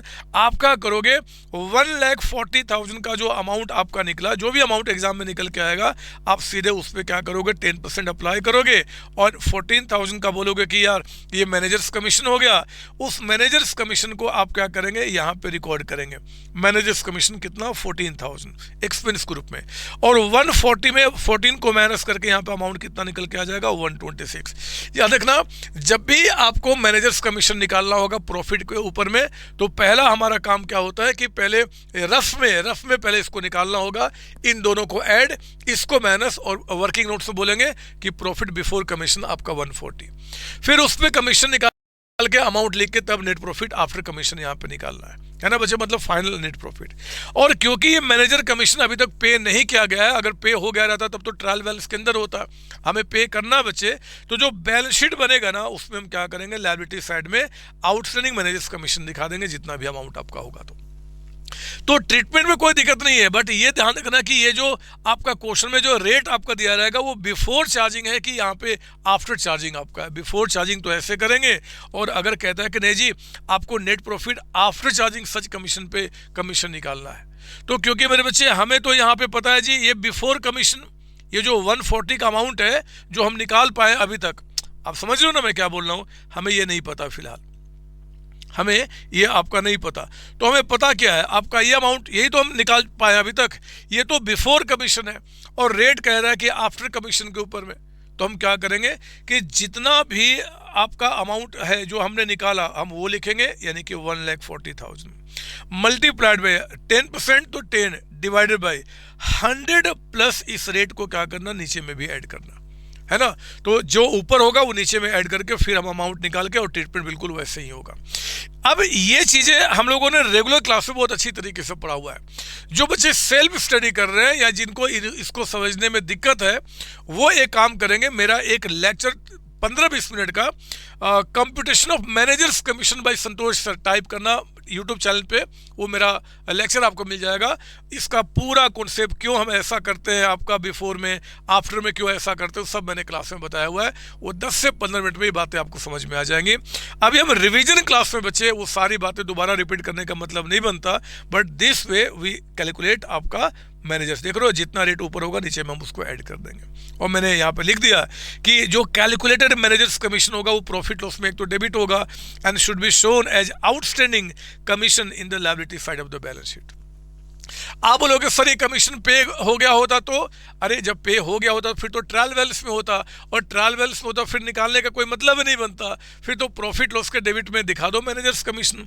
और मैंने लिख भी दिया आपको, ये देख लो आप, कि अगर कमीशन हम सेल्स डिपार्टमेंट एडमिनिस्ट्रेशन डिपार्टमेंट को दे रहे हैं तो प्रॉफिट लॉस में जाएगा, लेकिन कमीशन कह दो वर्क्स डिपार्टमेंट, वर्क्स फैक्ट्री को बोलते हैं, या फैक्ट्री डिपार्टमेंट, तो कहाँ जाएगा, ट्रेडिंग अकाउंट में, ट्रेडिंग अकाउंट में आपका, ठीक है ना। कुछ ना बताया तो आप कहाँ रिकॉर्ड करना, प्रॉफिट लॉस अकाउंट में, क्योंकि जनरली मैनेजर वहीं पे काम करते हैं जिनको कमीशन देने की बात की जाती है। कोई डाउट इसके अंदर में? नहीं सर, ये भी मैंने आपको बात बता दी। आइए अगला हमें जो यहाँ पे एडजस्टमेंट का रिवीजन करना है वह है आपका, कभी कभी एग्जाम में देखा गया है कि आपका जो क्वेश्चन दिया रहेगा ना बच्चे, उसमें कहेगा कि भैया ओपनिंग स्टॉक की वैल्यू गलत है ना। तो अब उसका ध्यान से यहाँ सुनना, क्योंकि अब जो हम लोग एडजस्टमेंट्स आगे पढ़ने वाले हैं they all are called tricky adjustments, और ये ट्रिकी एडजस्टमेंट्स आएंगे तो how they will be solve in the class in the exam, actually I am going to explain that things. यहाँ पे 17 क्या क्वेश्चन बोलता है आपको, कहता है कि परचेजेज आपको यहाँ पे 2,10,000 दिया हुआ है, स्टॉक बच्चे आपको कहता है कि 45,000, मैं लिख दूं यहाँ पे, एक्चुअली मैं बोलना चाहता हूँ ये ओपनिंग स्टॉक है, यहाँ पे ये ओपनिंग स्टॉक आपका कितना है 5,000 है ना, 45,000। एंड कैपिटल आपको मैंने फिगर यहाँ पे दिया हुआ 3 लाख रुपीज। नीचे कहता है it was the practice of the owner to value stock at 10% below cost. ये जो कंपनी का मालिक है ना बच्चे, वो बदमाशी कर रहा है, वो पता क्या करता है, स्टॉक को 10% बिलो कॉस्ट पे वैल्यू करता है। ये गलत है। आप जानते हैं कि स्टॉक को अगर हमें वैल्यू करना होता है एज पर AS2 तो हम क्या करते हैं जी, हम उसका कॉस्ट प्राइस देखते हैं और नेट रियलाइजेबल वैल्यू यानी कि बेच के कितना पैसा मिलेगा है ना, उन दोनों में से जो लोअर अमाउंट होता है हम उस पर वैल्यू करते हैं। मानते हैं इस बात को? ये सर क्वेश्चन में कहीं पर भी NRV की बात नहीं कर रहा है, तो जब NRV की बात ना करे तो इसका मतलब क्या है, स्टॉक का मेजरमेंट कौन से प्राइस पे होना चाहिए, कॉस्ट पे होना चाहिए। इन्होंने कॉस्ट पे मेजरमेंट करने के बजाय इन्होंने क्या किया, 10% बिलो कॉस्ट पे किया हुआ है। 10% बिलो कॉस्ट का मतलब होता है बच्चे कि अगर मान लीजिए कॉस्ट आपका 100 है तो ये 10 लेस करके 90 रुपीज के हिसाब से स्टॉक को दिखा रहे हैं, जो कि गलत है। ऐसा नहीं होना चाहिए, स्टॉक आपको कॉस्ट पे दिखाना चाहिए। तो ठीक है, जरा बताओ ये जो ये काम इन्होंने किया हुआ 90 पे दिखाना, वो कहाँ किया है? एक तो ओपनिंग स्टॉक में और दूसरा जो क्लोजिंग स्टॉक यहाँ पे दिख रहा है, ये गलत लिखा हुआ है। ये क्लोजिंग स्टॉक है ऑन 31 मार्च 2027 है, ये सही कर लो अगर नोट्स में गलत लिखा हुआ है तो आपका जो क्लोजिंग स्टॉक है वो भी, क्योंकि इट इज़ द प्रैक्टिस है ना बच्चे। प्रैक्टिस मतलब क्या कि हमेशा करते हैं, तो ओपनिंग स्टॉक में भी गलती है और क्लोजिंग स्टॉक में भी हमारा यहाँ पे गलती दिख रहा है। हम इसको सही करते हुए अपना ट्रेडिंग प्रॉफिट लॉस बनाएंगे। ये देखिए आप, क्या आप में से मुझे कोई बता सकता है कि ये जो ओपनिंग स्टॉक 45,000 है, इस 45,000 का कॉस्ट कितना होगा, तो बच्चे 45 कितने के बराबर है 90, जिसके बराबर हम उससे डिवाइड करते हैं। हमें अगर कॉस्ट निकालना है तो हम क्या करेंगे 100 से मल्टीप्लाई करेंगे, कितना आ जाएगा 50,000 का अमाउंट, है ना।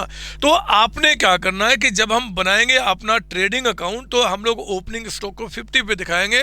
उन्होंने गलती किया, आप गलती नहीं करेंगे, आप तो फिगर को सब कुछ सही करते हुए दिखाएंगे। तो ओपनिंग स्टॉक हमने क्या किया 50 पे कर दिया, है ना। और फिर परचेजेज में कोई दिक्कत है नहीं, परचेज को हमने सेम लिखा। अभी क्लोजिंग स्टॉक को छोड़ दो, पहले आपका ओपनिंग स्टॉक हमने यहाँ पे दिखा दिया, परचेज हमने दिखा दिया। कैपिटल कहाँ चला जाएगा जी, बैलेंस शीट के अंदर में। चलिए कोई बात नहीं, क्लोजिंग स्टॉक देख ही लेते हैं।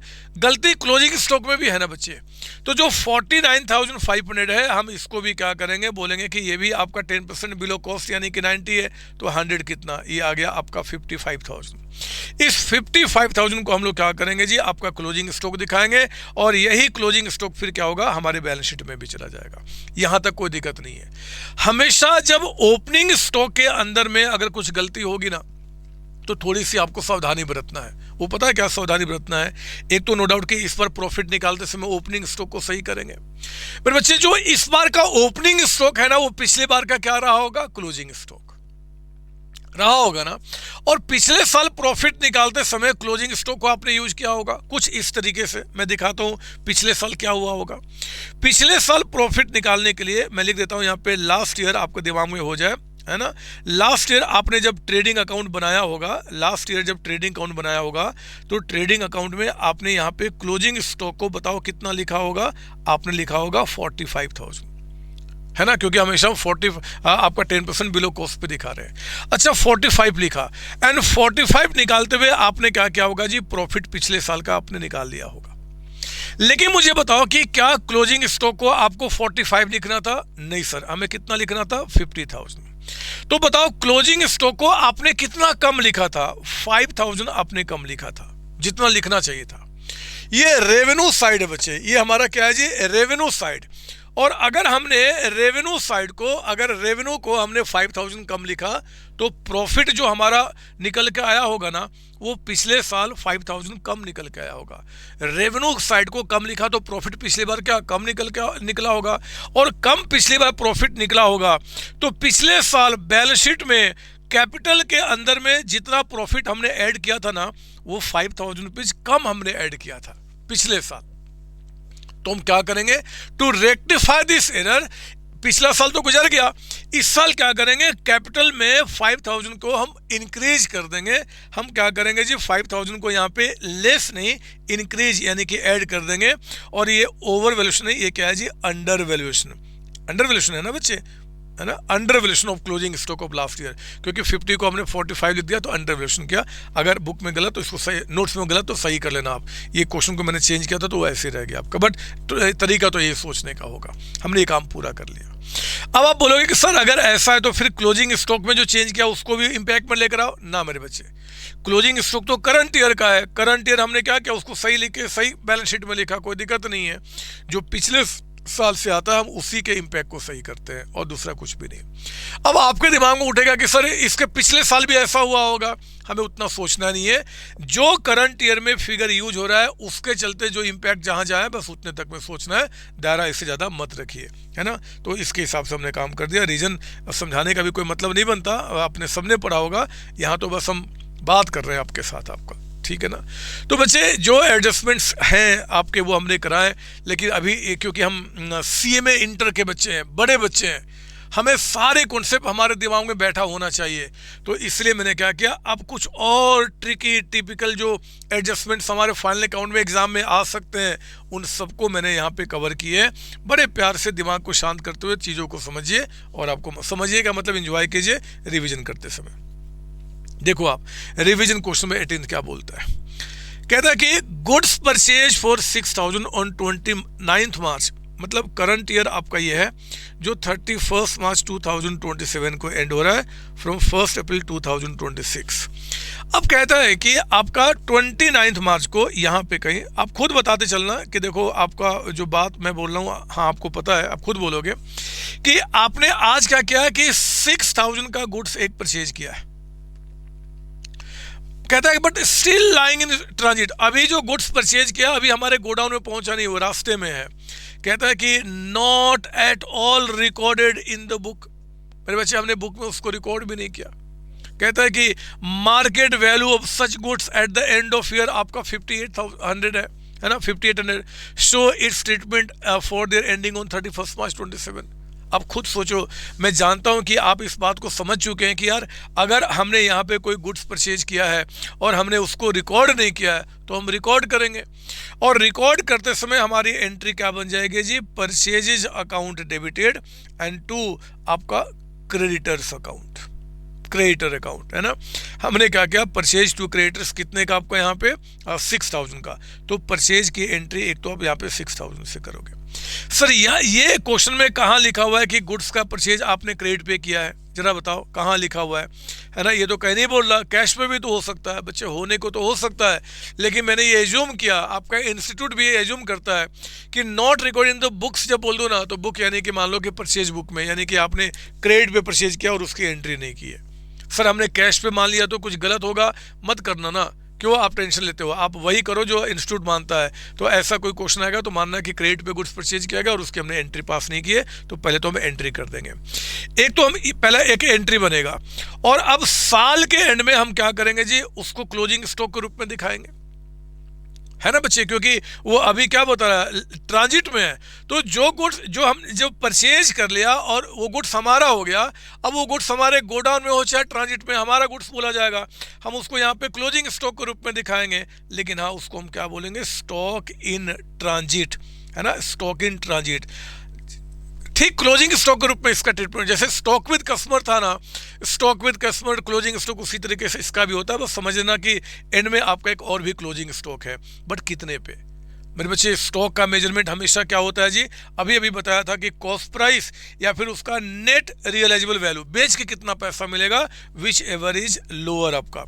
तो जो गुड्स परचेज किया उसका कॉस्ट कितना है, 6000, है ना, 6000 रुपये। अच्छा, इसका मार्केट वैल्यू मतलब जो सेल करके कितना पैसा मिलेगा, 5800 आपका। लोअर कितना हो गया आपका, 5800। तो हम लोग क्या करेंगे, इस स्टॉक इन ट्रांजिट को एंड में 5800 पे दिखाएंगे, 5800 पे। अब मैं इसको क्लीन करता हूं और मैं आपको बताता हूं कि how it will be treated in our financial statement. Listen very carefully. एक तो आपका ट्रेडिंग, आंखें बंद, ट्रेडिंग अकाउंट में जितना परचेज दिख रहा होगा उसमें 6000 रुपये ऐड कर देना। क्रेडिटर्स जो बैलेंस शीट में दिख रहा होगा उसमें 6000 ऐड कर देना, और ट्रेडिंग अकाउंट के क्रेडिट साइड में स्टॉक इन ट्रांजिट 5800, और यही फिर क्या होगा कि बैलेंस शीट में भी चला जाएगा। मैंने लिख दिया आपको, परचेज में ऐड करो, ये करो, ये करो, ये करो, बट आप समझ गए कि क्या इसको ट्रीटमेंट किया जाएगा। तो ये भी मैंने आपको बता दिया, रिवीजन करा दिया बदमाश। अब आइए एक आपका revision question number 19। Goods worth 19,000 were purchased on 24th March and sold on 29th March। ध्यान से, गुड्स जो हमने 24 को परचेज किया था, 29 को हमने बेच भी दिया, मतलब परचेज किया बेच दिया, है ना, इतने में। सेल्स हमने रिकॉर्ड किया है, लेकिन कहता है कि purchase invoice was missed out. Purchase invoice miss करने का मतलब कि परचेज की हमने एंट्री नहीं किया। पढ़ा ना आपने रेक्टिफिकेशन, प्राइमरी रिकॉर्डिंग, सेकेंडरी, आपने क्या किया, उसकी एंट्री नहीं किया। हम क्या करेंगे, तो बच्चे सेल की एंट्री हो चुकी है ना, सेल्स ठीक दिख रहा है, डेटर्स सब ठीक दिख रहे हैं, परचेज की बस एंट्री पास कर लो। और जब परचेज की एंट्री पास करेंगे तो परचेज टू क्रेडिटर्स अकाउंट, आप अपने परचेज को 19 से बढ़ा देना और क्रेडिटर्स को बैलेंस शीट में 19 से बढ़ा देना। ये आपका क्लोजिंग स्टॉक तो होगा नहीं, क्योंकि गुड्स तो बिक चुका है, तो क्लोजिंग स्टॉक को कोई इंपैक्ट पड़ना नहीं है। बोलो ना हाँ बदमाश। तो इस तरीके से आपका ये भी मैंने बता दिया। 20th क्वेश्चन पे आइए, बहुत प्यारा। मैंने इसको समझाने के लिए आपको, क्योंकि सुनने में आ रहा है कि इस पर एग्जामिनर फाइनल अकाउंट से एक अच्छा क्वेश्चन बनाएगा, और वो जो अच्छा क्वेश्चन बनाएगा वो मैं बहुत आंखें बंद करके तपस्या किया था, तो मुझे पता चला था कि वो कह रहे हैं कि जो संतोष सर ने जो रिवीजन कराया ना उसमें से किसी पॉइंट से बनाऊंगा। तो इनको ठीक से पढ़ के जाना, मेरे इशारे को समझना, इशारा काफ़ी होता है, इशारे को समझने वाले स्मार्ट लोग आपके लिए जैसे लोगों के लिए, है ना। तो 20th क्वेश्चन देखेंगे। Purchase return 1500 were routed through sales return. हमने एक परचेज रिटर्न किया था बच्चे 1500 का, और सेल्स रिटर्न बुक से पास कर दिया। तो अब देखो, पहले मैंने आपको प्रॉपर समझाया, you know also the rectification. में सारी बातें बताऊं कि अगर परचेज रिटर्न जब हुआ था तो एंट्री क्या पास करना था, क्रेडिटर्स टू परचेज रिटर्न। आपने जब सेल्स रिटर्न बुक से पास कर दिया तो एंट्री क्या कर दिया, sales return to debtors account, यही कर दिया ना, ये करना था, ये कर दिया। तो जो कर दिया इसके मुताबिक ट्रायल बैलेंस में चीजें दिख रही होंगी। तो हम रेक्टिफाइंग एंट्री क्या हो गया जी, हम लोग क्रेडिटर्स को यहाँ पे कम करेंगे, डेटर्स जो हमने कम कर दिया उसको बढ़ा देंगे, परचेज रिटर्न दिखाएंगे, सेल्स रिटर्न को हटा देंगे। ये एंट्री का हमें इंपैक्ट दिखाना है। आंखें बंद। जब जो ट्रायल बैलेंस में आपको फिगर दिया हुआ है और उसके बाद एडजस्टमेंट में अगर ये दिया हुआ है तो पता अब हम लोग क्या करेंगे, trading account profit loss balance sheet में ये देखिए, बैलेंस शीट में क्रेडिटर्स को 1500 से कम कर देंगे, बैलेंस शीट में डेटर्स को 1500 से बढ़ा देंगे, परचेज रिटर्न को 1500 से हमें क्या करना है, कम करना है, आपका बढ़ाना है। परचेज का बैलेंस डेबिट होता है, रिटर्न का क्रेडिट होता है। तो परचेज रिटर्न जितना भी है ना उसको हम 1500 से बढ़ा देंगे, बढ़ाना ही होगा ना क्योंकि वो था हमने रिकॉर्ड नहीं किया था, तो परचेज रिटर्न 1500 से बढ़ा दो, और सेल्स रिटर्न जो गलती से हमने एंट्री कर लिया उसको हम 1500 से कम कर देंगे।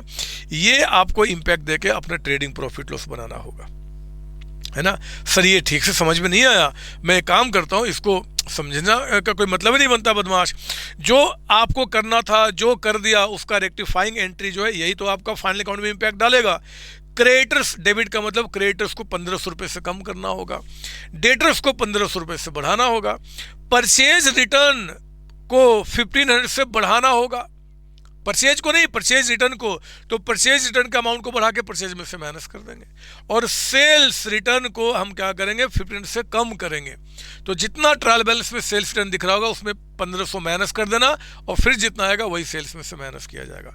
मैं इसको और बेहतर तरीके से रिवीजन कराने के लिए मैंने एक अच्छा सा क्वेश्चन आपके लिए बना लिया है, फुल फ्लेज क्वेश्चन एक तरीके से। सुनिए ध्यान से, क्या परचेज है, परचेज रिटर्न है, सेल्स है, सेल्स रिटर्न है, डेटर्स है, क्रेडिटर्स बता रहा है, सस्पेंस अकाउंट आ गया। क्यों बताऊं, क्योंकि एग्जैक्टली सेम तो नहीं कराऊंगा ना, मैंने थोड़ा सा ट्विस्ट किया है इस क्वेश्चन के अंदर में। देखिए क्या सस्पेंस 3000 क्यों आ रहा है मैं बताऊंगा, कैपिटल आपका बता रहा है, एंड देयर इज कैश आपका ए, दोनों साइड ट्रायल बैलेंस टैली कर रहा है। फुल फ्लेज क्वेश्चन बना दिया मैंने। नीचे कहता है कि परचेज रिटर्न 1500 वे रूटेड थ्रू सेल्स रिटर्न, ऊपर वाला पॉइंट डाला, लेकिन party account was correctly posted. यहां पे हमने पार्टी अकाउंट ये नहीं बोला कि करेक्टली पोस्टेड है, मतलब कि यहां तो आपने क्या किया जी, जहां पे क्रेडिटर लिखना था वहां पे डेटर अकाउंट, ये सब आपने काम किया है। लेकिन इस क्वेश्चन में कह दिया कि ना ना ना ना, पार्टी अकाउंट जहां पे जाना था, जिस नाम में जाना था उसी नाम में हमने एंट्री किया है। देखते हैं इसका क्लोजिंग स्टॉक कहता है कि 50 आपका। तो मेरे बच्चे मैं ना पहले इसका मैं आपको दिखाऊं कि इसका ट्रीटमेंट कैसे होगा। मैं मानता हूं कि रेक्टिफिकेशन आपने पढ़ लिया होगा, है ना। ये देखिए आपका, हमें एंट्री क्या करना था, परचेज रिटर्न था, तो एंट्री होता बच्चे पार्टी, मतलब नाम दे दिया क्योंकि नाम में कोई गलती नहीं है, तो पार्टी अकाउंट जो भी नाम रहा होगा वो डेबिट टू परचेज रिटर्न। ये एंट्री होता ना जब गुड्स जो परचेज किया वापस हमने किया, तो ये एंट्री आपको पास करना था। आपने क्या कर दिया बच्चे, पार्टी अकाउंट तो आपने डेबिट किया, इसमें कोई मिस्टेक नहीं है, डेबिट होना था, ये डेबिट किया आपने। जहां पे to purchase return account entry करना था, आपने pass through the sales return book आपने पास कर दिया। तो आपने क्या किया, जहां पे परचेज रिटर्न था उसका जगह पे सेल्स रिटर्न अकाउंट में चला गया, और सेल्स का क्रेडिट बैलेंस तो रिटर्न का डेबिट, यानी कि सेल्स रिटर्न को भी आपने डेबिट कर दिया, है ना। ये कर दिया आपने, पार्टी को तो डेबिट किया ही किया, आपने सेल्स रिटर्न को भी डेबिट कर दिया।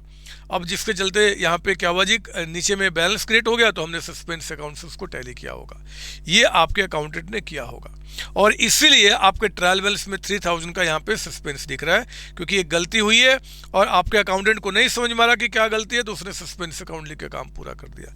आपको गलती पता चला, आपको रेक्टिफाई करना होगा। रेक्टिफाई करने के लिए हमने क्या किया जी, रेक्टिफाइंग एंट्री आपका हम लोग क्या करेंगे, ये देखो आप, एक तो सस्पेंस को हमें क्रेडिट से हटाना पड़ेगा, डेबिट कर दिया हमने। बच्चे आप देखो तो पार्टी अकाउंट आपका डेबिट होना था और पार्टी अकाउंट आपने डेबिट किया, तो उसमें तो कोई दिक्कत नहीं है, मतलब कि जो क्रेडिटर अकाउंट का जो भी नाम रहा होगा वो तो आपने सही किया। हाँ, हमें क्या करना होगा, हमें टू परचेज रिटर्न लिखना था, लिख दो फिर टू परचेज रिटर्न अकाउंट, और हमें सेल्स रिटर्न जो हमने डेबिट में लिख दिया उसको हटाना पड़ेगा, तो हमने क्या किया, टू सेल्स रिटर्न कर दिया। आंखें बंद, आंखें बंद। यानी कि एग्जाम में जब क्वेश्चन आएगा ना, तो पता क्या करना होगा, एक तो सस्पेंस को 3000 से माइनस कर देना होगा। हमारे ट्रायल बैलेंस में जितना भी सस्पेंस दिख रहा होगा उसमें 3000 माइनस कर देना, सस्पेंस का इंपैक्ट खत्म। फिर परचेज रिटर्न को 1500 से हमें बढ़ाना होगा, और सेल्स रिटर्न को 1500 से हमें क्या करना होगा, कम करना होगा। सिर्फ ये काम करना है। मैं आपको दिखा दूँ दिस वे। आपका हमने क्या किया जी, ये देखो जो यहाँ पे था ना परचेज कितना है 2 लाख लिखा हमने यहाँ पे। रिटर्न जो होगा ना बच्चे, यहाँ पे रिटर्न पहले से कितना दिख रहा है 20,000, और 20,000 के बाद हमने देखो रेक्टिफाई करते समय रिटर्न को 1500 से और बढ़ाया है, तो रिटर्न कितना हो गया टोटल 21,500। तो उस 21,500 को हमने यहाँ से माइनस करके बाहर का अमाउंट लिखा। सेल्स रिटर्न को हमने 1500 से कम किया, तो जितना ट्रायल बैलेंस उतना माइनस करके बाकी हमने यहाँ पे ट्रीट किया। और वो जो सस्पेंस अकाउंट था 3000 का, अब तो रेक्टिफाइड हो गया ना, तो आपका माइनस हो जाएगा, ये अमाउंट कितना हो जाएगा नील, और बाकी चीज़ें उसी तरीके से नॉर्मल है। आप इसको देखेंगे आपका ये बन जाएगा, है ना।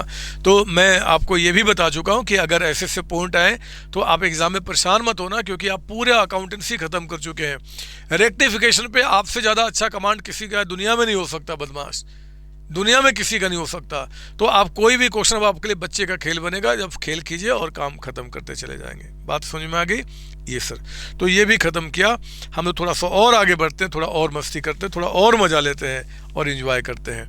आइए रिवीजन क्वेश्चन नंबर 22 कहता है purchase book was overcast by ₹1000, posting to supplier account is correct. हमने जिससे परचेज किया था, एक्चुअली एंट्री जो होना था बच्चे, purchase account debited to creditor account, जो भी सप्लायर का नाम रहा होगा। तो कहता है कि परचेज आपने क्या किया है कि ये ना 1000 ओवरकास्ट, ये 1000 ज़्यादा है, यानी कि हुआ था 4,98,000, 498 का परचेज हुआ था, 498 का परचेज हुआ था, ये एंट्री होना था। बट आपने क्या किया, परचेज अकाउंट को आपने 1000 ओवरकास्ट यानी कि ज़्यादा दिखा दिया। इसका मतलब है कि आपका अकाउंटेंट ने इस एंट्री को बैलेंस करने के लिए 1000 क्या लिखा होगा, सस्पेंस लिखा होगा, क्योंकि सप्लायर में कोई गलती नहीं है। ये ठीक है बच्चे, वहाँ पर आपने सही किया हुआ है। तो समझो ना, इसका मतलब कि जो ट्रायल बैलेंस बनेगा ना, उसमें परचेज कितना दिखेगा, 499 दिखेगा, और सस्पेंस 1000 कहाँ दिखेगा, डेबिट नहीं क्रेडिट में, ये 1000 आपका यहाँ पे दिखेगा। अगर यहाँ लिखा हुआ तो उसे कट कर दीजिए, और सही तो कोई बात नहीं। 1000 यहाँ दिखेगा, और क्रेडिटर मान लो 5 लाख से, मतलब इससे मैच नहीं करना कि ये आपका कुछ और भी फिगर्स रहा होगा, तो मैंने बस एक्सट्रैक्ट दिया हुआ, ये एक्सट्रैक्ट है। हमें सिर्फ ये, मैं आपको सिर्फ ये बताना चाहता हूँ कि while preparing trading profit loss balance sheet, एक आपको क्या करना पड़ेगा जी, कि परचेज जो आपने इतना लिख दिया है ना 499, उसमें 1000 आपने जितने से ज़्यादा लिखा उसको कम लिखना होगा, करना होगा। तो आपने क्या करना है कि एक तो reduce purchase in trading account by 1000, बोलो हाँ ये सर, और दूसरा जो सस्पेंस अकाउंट आपका दिख रहा होगा बैलेंस शीट में लायबिलिटी साइड में, क्योंकि क्रेडिट बैलेंस है, वो 1000 से माइनस होकर सस्पेंस खत्म हो जाएगा, और इस तरीके से काम पूरा आपका हो जाएगा। कोई डाउट इसके अंदर में? नहीं सर। तो मैंने ये भी बता दिया, इसमें कोई दिक्कत नहीं होनी चाहिए। 23 बहुत ही इंपॉर्टेंट है, कई सारे बच्चों को इसके बारे में नहीं पता, जो नया चेंज आया हुआ है। ऐसे नया नहीं है, कई समय से हो गया है, बट फिर भी मैं आपको बता देता हूँ। मान लो जैसे कि आपका एडवर्टीजमेंट आपका कहता है कि 5 साल तक यूज होगा, और ट्रायल बैलेंस में आपका 1 लाख रुपीज़ एडवर्टीजमेंट दिया हुआ है, मतलब कि एक ट्रायल बैलेंस क्वेश्चन में दिया हुआ है डेबिट और क्रेडिट, और कहता है कि एडवर्टीजमेंट यहाँ पे 1 लाख रुपीज़ का अमाउंट है, और आपको एडजस्टमेंट में बता रहा है कि ये 5 साल तक इसका बेनिफिट मिलेगा। पर बच्चे डिफर्ड रेवेन्यू एक्सपेंडिचर इसको हम बोलते हैं, कि जो ह्यूज अमाउंट खर्च हमने करंट ईयर में कर दिया, बट बेनिफिट कई साल में मिलेगा। तो पहले क्या होता था ना कि इस 1 लाख को हम 5 साल में हर एक साल कुछ कुछ प्रॉफिट लॉस में दिखाते थे। अब ऐसा नहीं है। अब हमारा अकाउंट्स क्या बोलता है कि भैया इससे फर्क नहीं पड़ता कि कितने साल तक बेनिफिट लोगे, जो भी एडवर्टीजमेंट पे आपने खर्च किया है ना, जितना भी खर्च किया है, वो सब के सब करंट ईयर के प्रॉफिट लॉस में दिखा दीजिए। तो अब जो आप सॉल्यूशन करेंगे, इसका प्रॉफिट लॉस में पूरा का पूरा 1 लाख, और इसका दूसरा कोई कहीं जगह ट्रीटमेंट नहीं होगा। ये 5 साल 10 साल 20 साल कुछ भी कहे, यूजलेस इन्फॉर्मेशन है। जिस साल एक्सपेंस हुआ उस साल के प्रॉफिट लॉस में दिखाएंगे। कोई डाउट नहीं सर। अगला है, कहता है कि salary includes 10,000 towards renovation of proprietor residence. अपने हमारा जो प्रोप्राइटर है ना, ओनर, उसके रेजिडेंस को रिनोवेट करने के लिए आपने एक सैलरी पे किया था, वो बिजनेस के सैलरी में मिला हुआ है, तो हम पहले देख चुके हैं, जितना भी सैलरी आपके पास होगा उसमें 100 माइनस कर देना। और क्योंकि ओनर का खर्च है तो हम क्या करेंगे जी, ड्राइंग सही है, उसके कैपिटल में से क्या हो जाएगा, ये 10,000 आपका माइनस हो जाएगा, है ना, कैपिटल में से माइनस कर देंगे। और बाकी चीज़ें तो एज इट इज जैसे चलती है, आपको कोई दिक्कत नहीं है। ठीक है, ये भी हमारा हो गया। मैं अगला आपको दिखाऊं, बहुत ही प्यारा पॉइंट, सुनेंगे ध्यान से। कहता है क्वेश्चन में कि cash receive from debtors 5600 omitted to be posted in ledger. अब देखो, आप समझते हैं कि जब हम कस्टमर से डेटर से कैश रिसीव किए तो एंट्री होता है cash account debited to debtor account. कितना रिसीव किए थे जी, 5600, है ना, ये आपका बता रहा है कि 5600 का हमने कैश रिसीव किया था। ये एंट्री होना था बच्चे, but omitted to be posted in ledger. मुझे बताओ इन दोनों में से लेजर अकाउंट किसका बनता है? ये तो कैश बुक बनता है जी, प्राइमरी, है ना बच्चे। जब इसकी एंट्री होती है तो प्राइमरी रिकॉर्ड कहाँ पे होता है, कैश बुक में सब्सिडरी बुक में। लेजर किसका बनता है, सिर्फ डेटर्स का, कैश बुक का नहीं बनता। तो डेटर्स अकाउंट में हम लोग क्या किए, इसका लिखना भूल गए। तो एक्चुअली कुछ ऐसा आपने कर दिया होगा, करेक्ट ये करना था, रॉन्ग हमारा क्या हो गया जी, रॉन्ग हो गया कि कैश में तो कोई गलती नहीं है। मैं मान रहा हूँ कि आपने रेक्टिफिकेशन पढ़ा हुआ, याद रखना, है ना, समझाने का मतलब नहीं बनता क्योंकि रिवीजन है। और आपने डेटर्स की जगह पे आपने डेटर्स नहीं लिखा, तो यहाँ पे हमने क्या किया होगा, सस्पेंस अकाउंट लिख दिया होगा, 5600 रुपीज़ का अमाउंट आपका। और इसके चलते हमारा क्या हो रहा होगा जी, कि जो ट्रायल बिल्स बना के हमारा अकाउंटेंट तैयार किया होगा उसमें सस्पेंस अकाउंट आपको कितना दिख रहा होगा, 5600 रुपीज़ का अमाउंट क्रेडिट में आपको दिख रहा होगा। अब हम इसको रेक्टिफाई करेंगे, तो रेक्टिफाई कैसे करेंगे, एक तो हमें सस्पेंस क्रेडिट से हटाना है, तो सस्पेंस को हमें क्या करना होगा, डेबिट करना होगा। या ऐसा कह दो कि 5600 रुपीज़ जो सस्पेंस आपका बैलेंस शीट के लायबिलिटी साइड में जाता है उसको हमें माइनस करना होगा। और हमें डेटर्स को कम करना था ना, जो हमने नहीं किया, तो डेटर्स जो आपका होगा ना बच्चे, उसमें हम क्या करेंगे, 5600 बैलेंस शीट में कम कर देंगे। बाकी कैश में कोई दिक्कत नहीं है, कैश तो आपका सही है, तो accordingly this will be treated आपका। तो क्रेडिट में 5600 सस्पेंस में माइनस होगा और डेबिट में क्या होगा जी, डेटर्स में से माइनस होगा। जहां जहां ये आइटम जाते हैं वहां पे हम इसका ट्रीटमेंट कर देंगे, ठीक है ना। तो ये भी मैंने आपको बता दिया। आइए ना, बिल्कुल अब अंत आ गया, ज़्यादा समय नहीं बचा हुआ है, हमें अभी एमसीक्यू में आना है, लेकिन पहले रिवीजन क्वेश्चन नंबर 26 पे आप आइए, सुनेंगे ध्यान से, बहुत प्यारा पॉइंट है आपका यहाँ पे। कहता है कि sales include 30,000 as goods sold for cash on behalf of Thakural.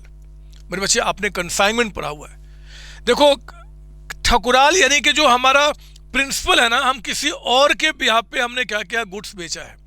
आप मुझे बताओ कि ठकुराल के बिहाफ पे अगर मैं गुड्स बेचूंगा तो मैं एंट्री क्या करूंगा कि भैया कैश मेरे पास आया क्योंकि मैंने बेचा है, लेकिन वो पैसा मुझे किसको देना है, ठकुराल को देना है। ये एंट्री आपको करनी चाहिए थी। और इसके बदले में क्योंकि हमने ठकुराल के बिहाफ में गुड्स बेचा है, तो ठकुराल मुझे क्या करेगा जी, 15% उस पर कमीशन देगा।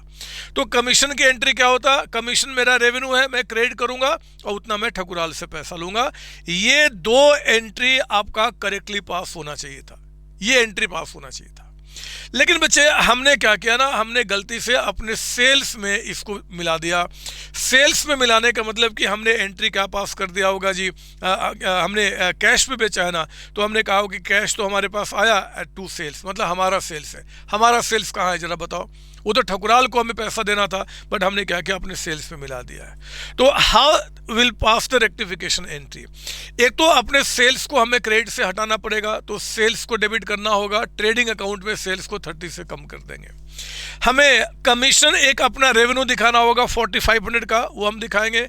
और ठकुराल को हमें नेट कितना देना है, तो इतना उनको देना था, इतना उनसे लेना था, तो नेट कितना देना है, इतना अमाउंट देना है। तो इसका इंपैक्ट आपको क्या करना होगा, trading profit loss balance sheet में दिखाना होगा, सेल्स में कम कर देना। कमीशन हमारा रेवेन्यू है, हम प्रॉफिट लॉस से क्रेडिट साइड में दिखाएंगे। और ठकुराल बचे इतना हमारा क्या होगा, बैलेंस शीट में दिखेगा, लायबिलिटी साइड में, क्योंकि उनको हमें पे करना है। खत्म होगी बात आपका, है ना। क्या दिक्कत है, ये सब चीज़ें पता है क्या, अगर एक्चुअली देखा जाए तो इट्स ए कंसाइनमेंट, है ना। मैं कंसाइनी हूँ, कंसाइनर के बिहाफ पे बेच रहा हूँ। कंसाइनर कौन है, ठकुराल। कंसाइनमेंट आप पढ़ चुके हैं, उसी से आप यहाँ पे लिंक कर लेंगे, मेरा काम पूरा हो चुका। एग्जाम में सर ऐसे ऐसे क्वेश्चन आएंगे, क्यों नहीं आ सकते हैं? वो कोई भी एक एडजस्टमेंट जो पीछे में पास में पढ़ चुके उसको यहाँ पे दे सकता है, but you know everything, you can solve any question. मैं इतना जानता हूँ कम से कम आपका, है ना। और जितने भी रिवीजन लेक्चर्स में एडजस्टमेंट है ना, एक बार प्यारे तरीके से इसको देख लीजिए। देखो क्या क्या जबरदस्त शक्तियाँ, कॉन्फिडेंस कितना आपके अंदर हाई स्ट्रॉन्ग होगा, वो आप खुद देखेंगे। आइए 27, ये उन्होंने ज्वाइंट वेंचर को मिला दिया। ये इंस्टीट्यूट ने अपने स्टडी मैट में ये पॉइंट डाला हुआ है, बट थोड़ा सा मैंने इसको मॉडिफाई किया क्योंकि वहां पे कुछ चीजें क्लियर नहीं था। बहुत ध्यान से मेरी बात सुनेंगे। Sales include 60,000 towards goods sold for cash on account of joint venture with mister Reddy. कोई मिस्टर रेड्डी है बच्चे, उसके साथ हमारा ज्वाइंट वेंचर चल रहा है, और उस ज्वाइंट वेंचर के बिहाफ पे मैंने क्या किया, 60,000 का सेल किया है कैश पे। तो ध्यान देना, पैसा तो मेरे पास आया ना, मैं क्या करूंगा जी, कैश तो बढ़ाऊंगा, लेकिन वो मेरा पर्सनल रेवेन्यू नहीं है, मेरा ट्रेडिंग अकाउंट का रेवेन्यू नहीं है, वो ज्वाइंट वेंचर का रेवेन्यू है। तो मैं कहूंगा कि जितना कैश आया है उतना पैसा मुझे किसको देना है जी, रेड्डी को देना है, रेड्डी को, जिसके बिहाफ पे हमने सेल किया, है ना। ज्वाइंट वेंचर जो रेड्डी के साथ चल रहा है ना, तो मेरे पास कैश आया, बस उतना पैसा क्या करना है जी, मुझे रेड्डी को देना है। कहता है कि रेड्डी ने 800 रुपीज का एक्सपेंस किया, वो तो रेड्डी ने रिकॉर्ड किया होगा, हमें उससे क्या मतलब, है ना। ज्वाइंट वेंचर पे कहता है कि 15,000 का प्रॉफिट हुआ है, तो और रेड्डी इज एंटाइटल्ड टू 60%। जो सेकंड मेरा जो है ना को वेंचर, वो 60%, तो मेरा हिस्सा कितना है, 40%। तो बच्चे अगर जो भी सेल हो रहा है वो सारे पैसे किसके पास जा रहे हैं, सबके रेड्डी के पास। अगर मैंने पैसा रिसीव किया तो भी मैंने बोला कि उतना पैसा मुझे रेड्डी को देना है। तो याद रखना, इसका मतलब कि अकाउंट्स कहाँ मेंटेन हो रहा है, रेड्डी के पास, है ना। आपका अगर आप ज्वाइंट वेंचर को रिकॉल कर सकते हो तो बहुत अच्छी बात है। अगर आप रिकॉल नहीं कर सकते तब भी कोई दिक्कत नहीं है। जैसे कंसाइनमेंट का समझा मैं, चलो उसी तरीके से समझा देता हूँ। ये देखो आप, हमने 60,000 का सेल किया कैश में, मेरे पास कैश आया, उतना पैसा मुझे किसको देना है जी, रेड्डी को देना है, ठीक है ना। अब इसके जगह पे हमने एंट्री क्या कर दिया, cash account debited to sales account. कहता है कि ये हमारे सेल्स में मिला हुआ है। एक तो हमने ये गलती कर दी। दूसरी बात मेरे बच्चे, तो इस गलती को सुधारने के लिए क्या करेंगे जी, कि आपका सेल्स जो हमने इंक्रीज कर दिया उसको हम डिक्रीज कर देंगे और रेडी को हम क्रेडिट में लेकर आएंगे, ठीक है ना। तो हमने क्या किया, इससे आपका एक काम हो गया। तो आंखें बंद और सुनना, ये देखो मैं इसका इंपैक्ट आपके trading profit loss balance sheet में, ट्रेडिंग अकाउंट में सेल्स कम कर देना, और रेडी को आप बैलेंस शीट के लायबिलिटी साइड में दिखाओगे 60, क्योंकि उनको हमें पे करना है, ठीक है ना। अब यहाँ पे रेड्डी ने खर्च किया, हमें उससे कोई मतलब नहीं है। ज्वाइंट वेंचर में कहता है कि 15,000 का प्रॉफिट हुआ, तो 15 में रेड्डी से मैं कितना लूंगा, रेड्डी से मैं कितना लूंगा, 40%, 60 रेड्डी का है, तो 15,000 का 40% कितना हो गया, 6,000। तो मैं एक एंट्री अलग से पास करूंगा कि भैया प्रॉफिट ऑन जो ज्वाइंट वेंचर मेरा हुआ वो मैं रेडी से मैं क्या करूंगा, लूंगा आपका, है ना।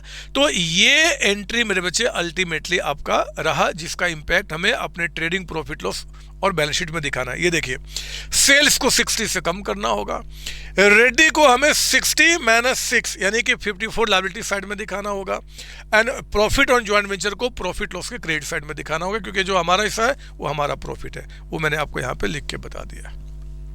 तो ये चीज़ें जो है ना, ये आपको बड़े ध्यान से, अगर आपके दिमाग में ये उठे कि सर ये जो एक्सपेंस हो उसका, तो आप ये समझ लेना जो क्लास में पढ़े हो कि assume accounts are maintain in the books of Reddy, है ना, रेड्डी के बुक में। तो याद है ना, जब रेड्डी के बुक में एंट्री होगा, मैं सेल कर रहा हूं तो जितना कैश आएगा उतना मैं रेड्डी को दूंगा, मैं तो ये एंट्री करूंगा। ज्वाइंट वेंचर रेड्डी बना रहा, मैं तो नहीं बना रहा। तो जिसमें मैंने क्लास में समझाया ज्वाइंट वेंचर, दिक्कत होगा तो जो recording in the books of इधर पार्ट उसकी एंट्री देखना ना, क्लियर हो जाएगा प्रॉपर तरीके से, और कुछ भी नहीं इसमें। 28 क्वेश्चन को सुनेंगे ध्यान से। ये एडजस्टमेंट क्या बता रहा है, देयर इज मोटर कार आपके ट्रायल बैलेंस में 56, परचेजेज कहता है कि 6,80,000। नीचे कहता है कि motor car account represents an old motor car which was replaced on 1 2026। थोड़ा सा मैं इसको प्यारे तरीके से समझाना चाहूँगा। कहता है पता है क्या है, ये आपका करंट ईयर है। इस करंट ईयर में जो कि 1 अप्रैल 2026 से लेकर 31 मार्च 2027, ये हमारा करंट ईयर बता रहा है। इस करंट ईयर में कहता है बच्चे कि ये जो मोटर कार है ना, ये कोई ओल्ड पहले से हमारा मोटर कार था, और ये मोटर कार यहाँ पे बिल्कुल साल के स्टार्टिंग में हमने इसको रिप्लेस कर दिया। रिप्लेस किया मतलब इसको हटा के नया मोटर कार ले लिया, कहता है कि buy a new motor car costing 1,20,000। ध्यान से मेरी बात सुनना, हमने नया मोटर कार कितने का लिया है 120, लेकिन 120 का लेते समय हमने कैश पेमेंट कितना किया 40,000। आप मुझे बताओ कि अगर 1,20,000 का आपने नया मोटर कार लिया लेकिन 40,000 ही आपने उसको कैश में पेमेंट किया, तो आपने 80,000 रुपीज में आपने क्या किया होगा जी, इस ओल्ड मोटर कार को दे दिया होगा। ओल्ड मोटर कार, ये जो ओल्ड मोटर कार है ना, ये आपसे कितने में वो ले लिया होगा, क्योंकि आपने क्या किया, न्यू मोटर कार को बच्चे आपने पुराने वाले से रिप्लेस किया, मतलब पुराना देकर आपने नया लिया है। तो जो पुराना हमारे पास 56,000 का साल के स्टार्टिंग में था, और साल के स्टार्टिंग में ही हमने दे दिया, मतलब एक तरीके से बेच दिया, कितने में 80,000 में, और नया मोटर कार लिया और 40 हमने कैश पेमेंट किया, ऐसा हुआ था। तो पता है आपको एंट्री क्या करना चाहिए था, ये देखो आप, नया मोटर कार कितने का है 120, पुराना मोटर कार हमारे बुक में कितने का है 56, वो चला गया, लेकिन 56 का सामान हमारे पास कितने में गया है 80 में, यानी कि आपके पास कितने का 24,000 का फायदा हो गया। तो प्रॉफिट ऑन एक्सचेंज आपका 24 हो गया, और आपने कैश कितना पेमेंट किया 40,000। ये एंट्री मेरे बच्चे बनता, ये एंट्री बनता आपका ओल्ड मोटर कार को न्यू मोटर कार से रिप्लेस करने का। आपने डेप्रिसिएशन चैप्टर में ऑलरेडी मेरे से पढ़ा हुआ है कि अगर एक एसेट को देके हम दूसरा एसेट लेते हैं तो how the entry is passed आपका। और क्योंकि बिल्कुल साल के स्टार्टिंग में ही रिप्लेस हो गया है, तो पुराने वाले मोटर कार पे डेप्रिसिएशन चार्ज करने का कोई मतलब नहीं बनता। नया मोटर कार लाया, पुराना चला गया, जाते समय हमें इतने का फायदा दिया और हमारे पास से कैश इतना चला गया, ये एंट्री बनता बच्चे। लेकिन एक्चुअली आपने ये एंट्री नहीं किया। कहता है कि जो सिर्फ आपने जो कैश पेमेंट किया है ना, बस डेबिटेड टू परचेज अकाउंट। कितना बकवास इसका अकाउंटेंट है, उसने ये एंट्री करने के बजाय उसने एंट्री क्या कर दिया, कैश गया 40, ठीक है, उसने परचेज को यहाँ पे डेबिट कर दिया। तो मेरे बच्चे ये तो गलत बात है ना। हम इसको क्या करेंगे जी, हम रेक्टिफाई करेंगे। बताओ कैसे रेक्टिफाई करेंगे, खुद देखिए। ये जो 56,000 है उसको हम क्या करेंगे, माइनस कर देंगे, और मोटर कार में 120 हम ऐड कर देंगे, तो मोटर कार हमारा अब 120 का दिखना शुरू हो गया। ये जो परचेजेज है 680 का, उसमें से क्या करेंगे 40 माइनस कर देंगे, गलती से आपने किया है। कैश आपने बिल्कुल सही किया है। प्रॉफिट ऑन एक्सचेंज जो आपका 24 हुआ, वो प्रॉफिट लॉस के क्रेडिट साइड में जाएगा, यही काम होता।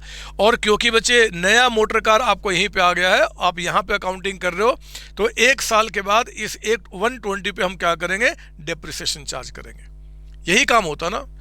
एग्जैक्टली सेम चीज देखो आपने हमने क्या, पहले तो ट्रेडिंग अकाउंट में परचेज में मिला उसको हटा दिया, हमने प्रॉफिट ऑन एक्सचेंज को यहाँ पे दिखाया, डेप्रिसिएशन जो पूरे साल का चार्ज होगा आपका यहाँ पे लिखा जाएगा, पुराना मोटर कार जो 56 का था उसको हमने हटा दिया, नया मोटर कार परचेज किया और उस पर हमने क्या किया, डेप्रिसिएशन चार्ज किया, है ना। और इस तरीके से हमने क्या किया, इसके एडजस्टमेंट को यहाँ पे दिखाया।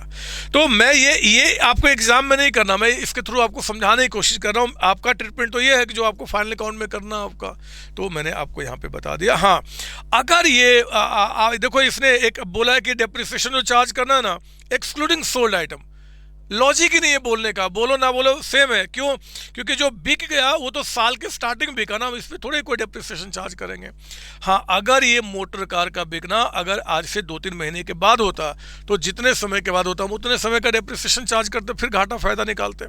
आपने पढ़ा है डेप्रिसिएशन। फाइनल अकाउंट एक ऐसा चैप्टर है जिसमें जो भी चैप्टर्स आपने पास में पढ़ा है उसका कॉन्सेप्ट को इकट्ठा कर सकता है, और जो भी कॉन्सेप्ट इकट्ठा कर सकता है, जैसा भी क्वेश्चन बना सकता है, वो सब रिवीजन में करा रहा हूं आपको। तो उस तरीके से हमने आपको दिखा दिया how the entry has to be pass, how the entry you have done, and what will be the rectifying treatment in the trading profit loss and the balance sheet, है ना। आपको ये बता दिया। और ठीक इसी में बच्चे अगला जो मेरा एडजस्टमेंट है ना, अब अगला जो सिखाऊंगा मैं खुद नहीं कराऊंगा, आपको खुद करना है। सिर्फ मैंने मोटर कार को स्टार्टिंग में एक्सचेंज के बजाय बीच में करा दिया, तो सिर्फ उतने समय का डेप्रिसिएशन चार्ज किया जाएगा। और वो कैसे किया जाएगा वो मैंने आपको सॉल्यूशन भी करके दे दिया है, आप ज़रूर इसको खुद देखेंगे। मुझे इसको समझाने का मतलब नहीं बनता, क्योंकि सेम ट्रीटमेंट है, बस डेट चेंज करके।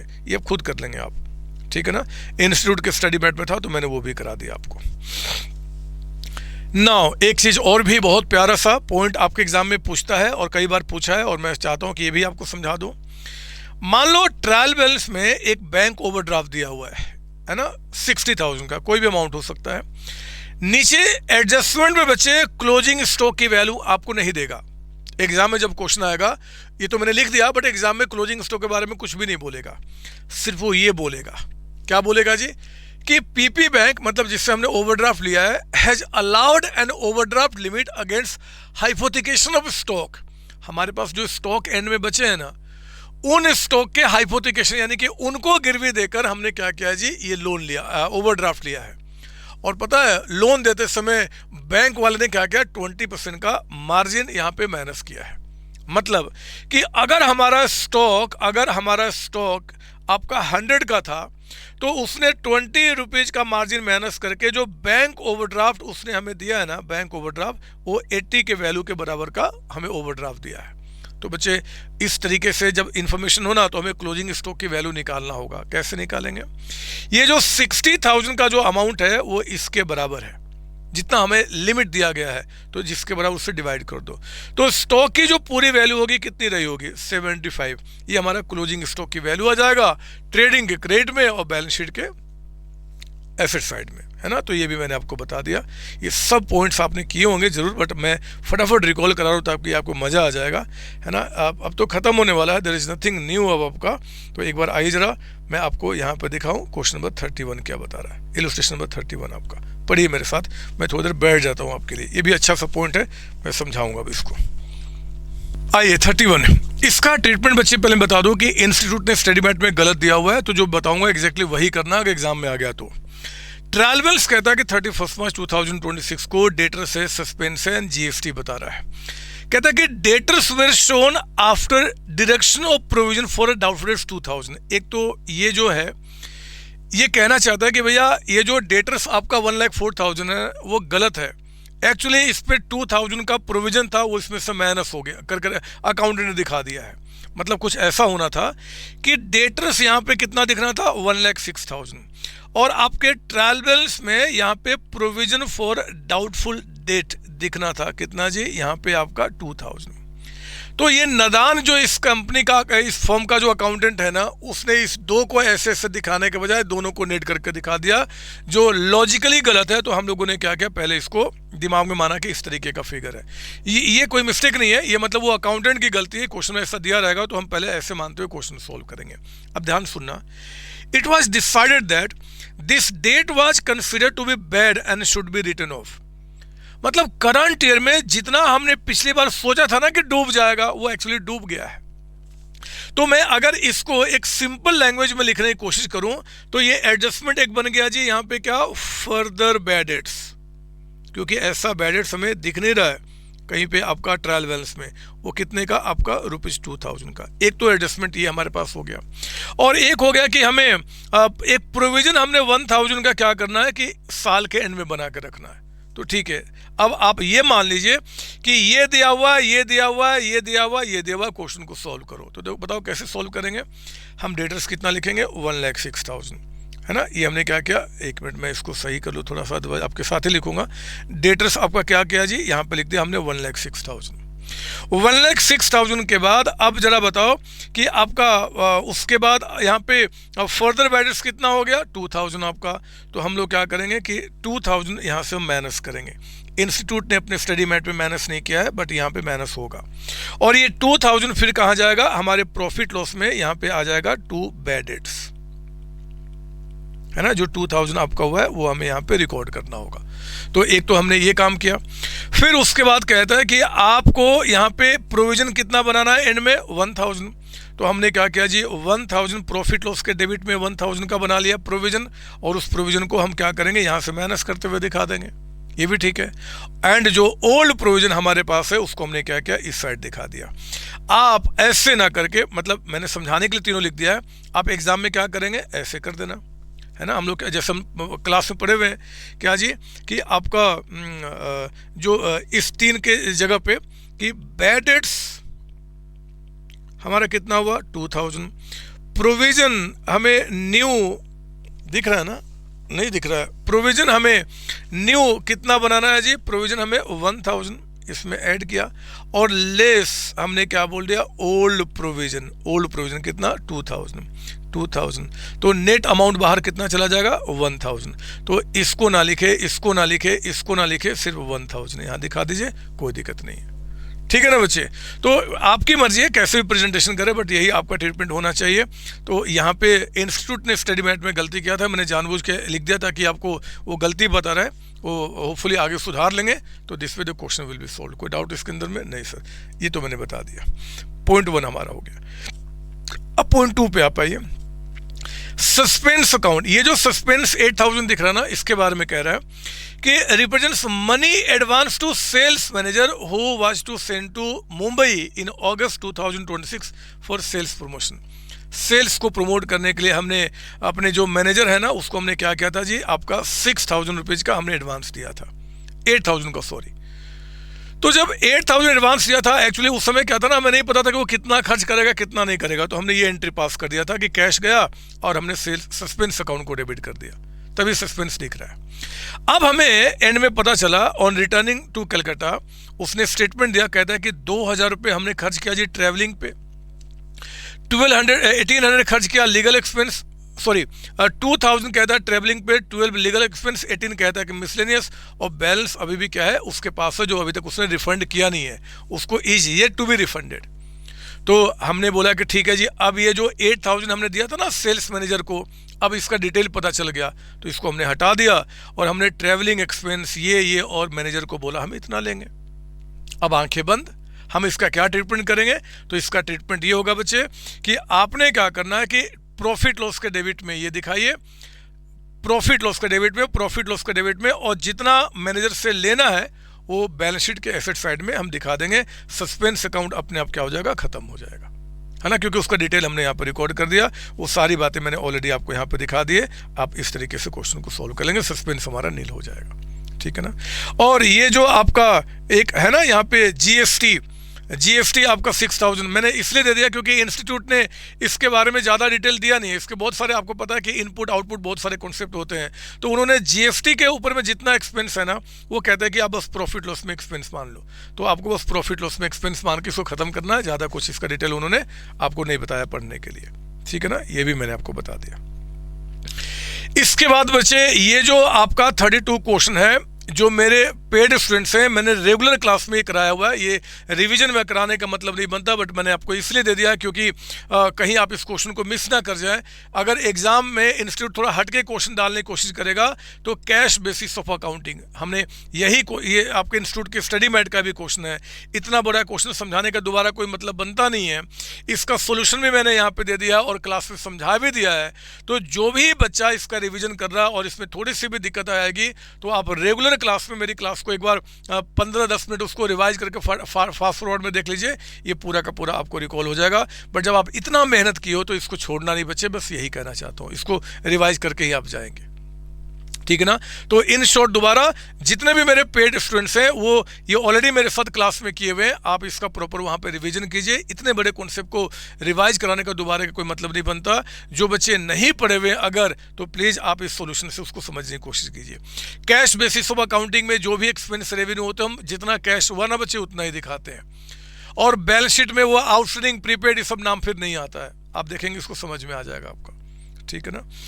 अब इसके बाद आ जाइए 33, match the following important for the MCQ.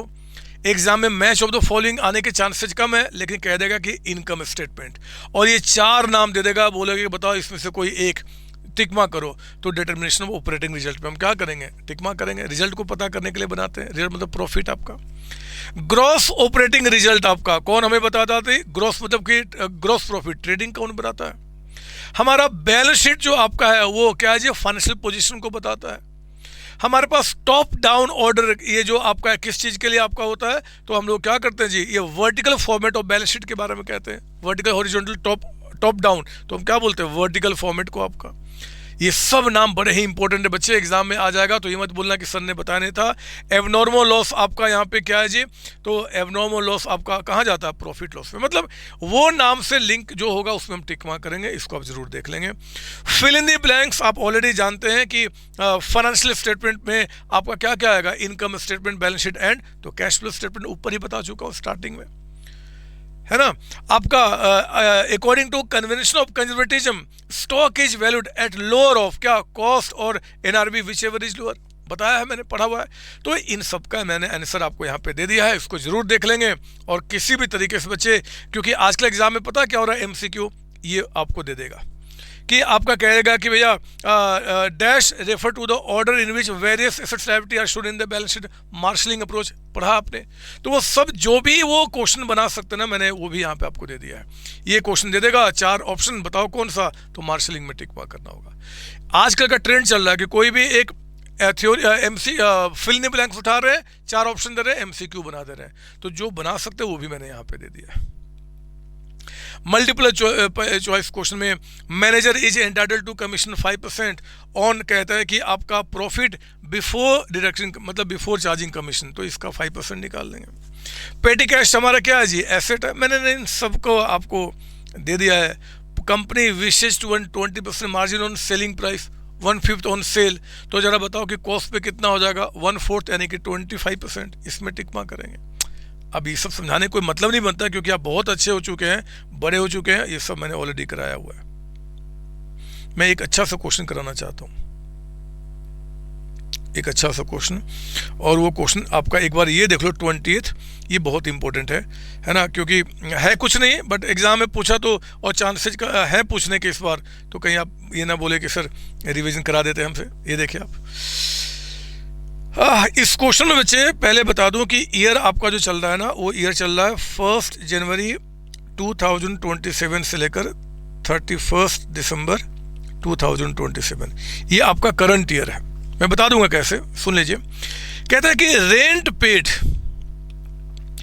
कहता है कि रेंट पेड ऑन 1 अक्टूबर, हम लोगों ने यहां कहीं 1 अक्टूबर को 2026 में हमने रेंट पे किया था फॉर द ईयर, 1 साल के लिए, जो 30 सितंबर 2027 तक एंड हो रहा है, यहां तक का हमने रेंट पे किया है। कितना, 1200। इस पीरियड का हमने पे किया है 1200 रुपये। फिर 1 अक्टूबर 2027 यानी कि अब हमने क्या किया जी, यहां से, और हमने 30 सितंबर 2028, 30 सितंबर 2028, इसका भी हमने रेंट पे किया। कितना, 16 बोलता है कि जरा बताओ कि rent payable in profit loss account for the year ending on 31 दिसंबर 2027 है, ये गलती से आ गया, तो बताओ कितना होगा। मतलब रेंट आपका जो 31 दिसंबर 2027 जो प्रॉफिट लॉस अकाउंट हम बनाएंगे ऑन 31 दिसंबर 2027, उस प्रॉफिट लॉस अकाउंट में रेंट आप यहाँ पे एक्सपेंस कितना दिखाएंगे, वो आपसे पूछता है, करंट ईयर का मतलब। तो बच्चे आप ना पहले आइडेंटिफाई करो ना, करंट ईयर ये रहा हमारा, ये पीरियड। तो स्टार्ट करो, बताओ। ये देखो आप, हमने ये यहां पे जो रेंट पे किया था वो कितना पे किया था, 1200 हमने पे किया था, 1200। मुझे बताओ ये 1200 जो हमने पे किया था कितने महीने के लिए, 12 मंथ्स के लिए। तो करंट ईयर में कितने महीने निकल के आ रही हैं, ये चेक करो। जनवरी से, जनवरी फरवरी मार्च अप्रैल मई जून जुलाई अगस्त सितंबर, 9 महीने इंटू 9 हो गया, ठीक है ना। प्लस उसके बाद हमने इधर रेंट कितना पे किया, 1600, वो भी 12 महीने का है, 12 महीने का।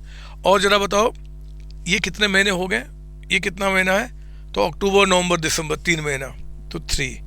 इसको बताओ कितना निकल के आ गया, ये हो गया 900 और ये हो गया आपका 400, है ना।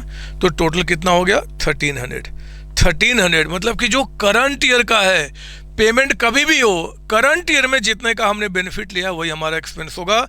तो 1300 यानी कि आप इसमें टिक मार्क करेंगे। अब कुछ बताने का मतलब बनता नहीं है ना बच्चे, आपका ये सब चीज़ें आप कर जाएंगे, मैं ये सब बता चुका हूँ ऑलरेडी, सब कुछ हो चुका है। तो बस ये सब सेल्स 2000 है, rate of GP on cost कह रहा है कि कॉस्ट पे आपका 25, तो कॉस्ट ऑफ गुड्स सोल्ड कितना, अगर 25% ऑन कॉस्ट है, 1/4 ऑन कॉस्ट, तो सेल पे 1/5 होता है, पता आपको ये बात, 1/5 यानी कि इसका कितना 400 हटाओ तो 1600 की वैल्यू निकल के आ जाएगी। 17 का देख लो सी है हमारे पास, ये सर 17 का सी। मैंने आंसर सबका सही दिया हुआ है। तो बाकी जो है ना बच्चे थ्योरी के हैं, ये ऑलरेडी आपने पढ़ा हुआ है। इन ये जो जितने भी इसके क्वेश्चन हैं थ्योरी, इन सबको आप यहाँ पर देख जाएंगे और इसको ख़त्म कर जाएंगे। मैं अब समय वेस्ट नहीं करना चाहता क्योंकि जितना रिवीजन इसमें करना था हम कर चुके हैं। मैं यहाँ पे अब आपको द एंड लिखना चाहता हूँ। इस चैप्टर का प्रॉपर हम रिवीजन कर चुके हैं और मैं खड़े होकर बोलना चाहता हूँ कि ये आपके अंदर में खूब सारी शक्ति आ चुकी है। एग्जाम में इसका कोई भी क्वेश्चन आने वाला है, आप उसको बड़े आसानी से सॉल्व करने वाले हैं। और इसी के साथ बच्चे इस चैप्टर को यहीं पे विराम देते हैं। मिलते हैं आगे अगली चैप्टर का रिवीजन करने के लिए, बट यहीं पे इस चैप्टर के लिए जय COC, जय CMA, जय मेरे बच्चे, आपकी बात करता हूँ। थैंक यू बच्चे, थैंक यू जी। हम मिलते हैं आगे इसके आगे कंटिन्यू करने के लिए। Thank you.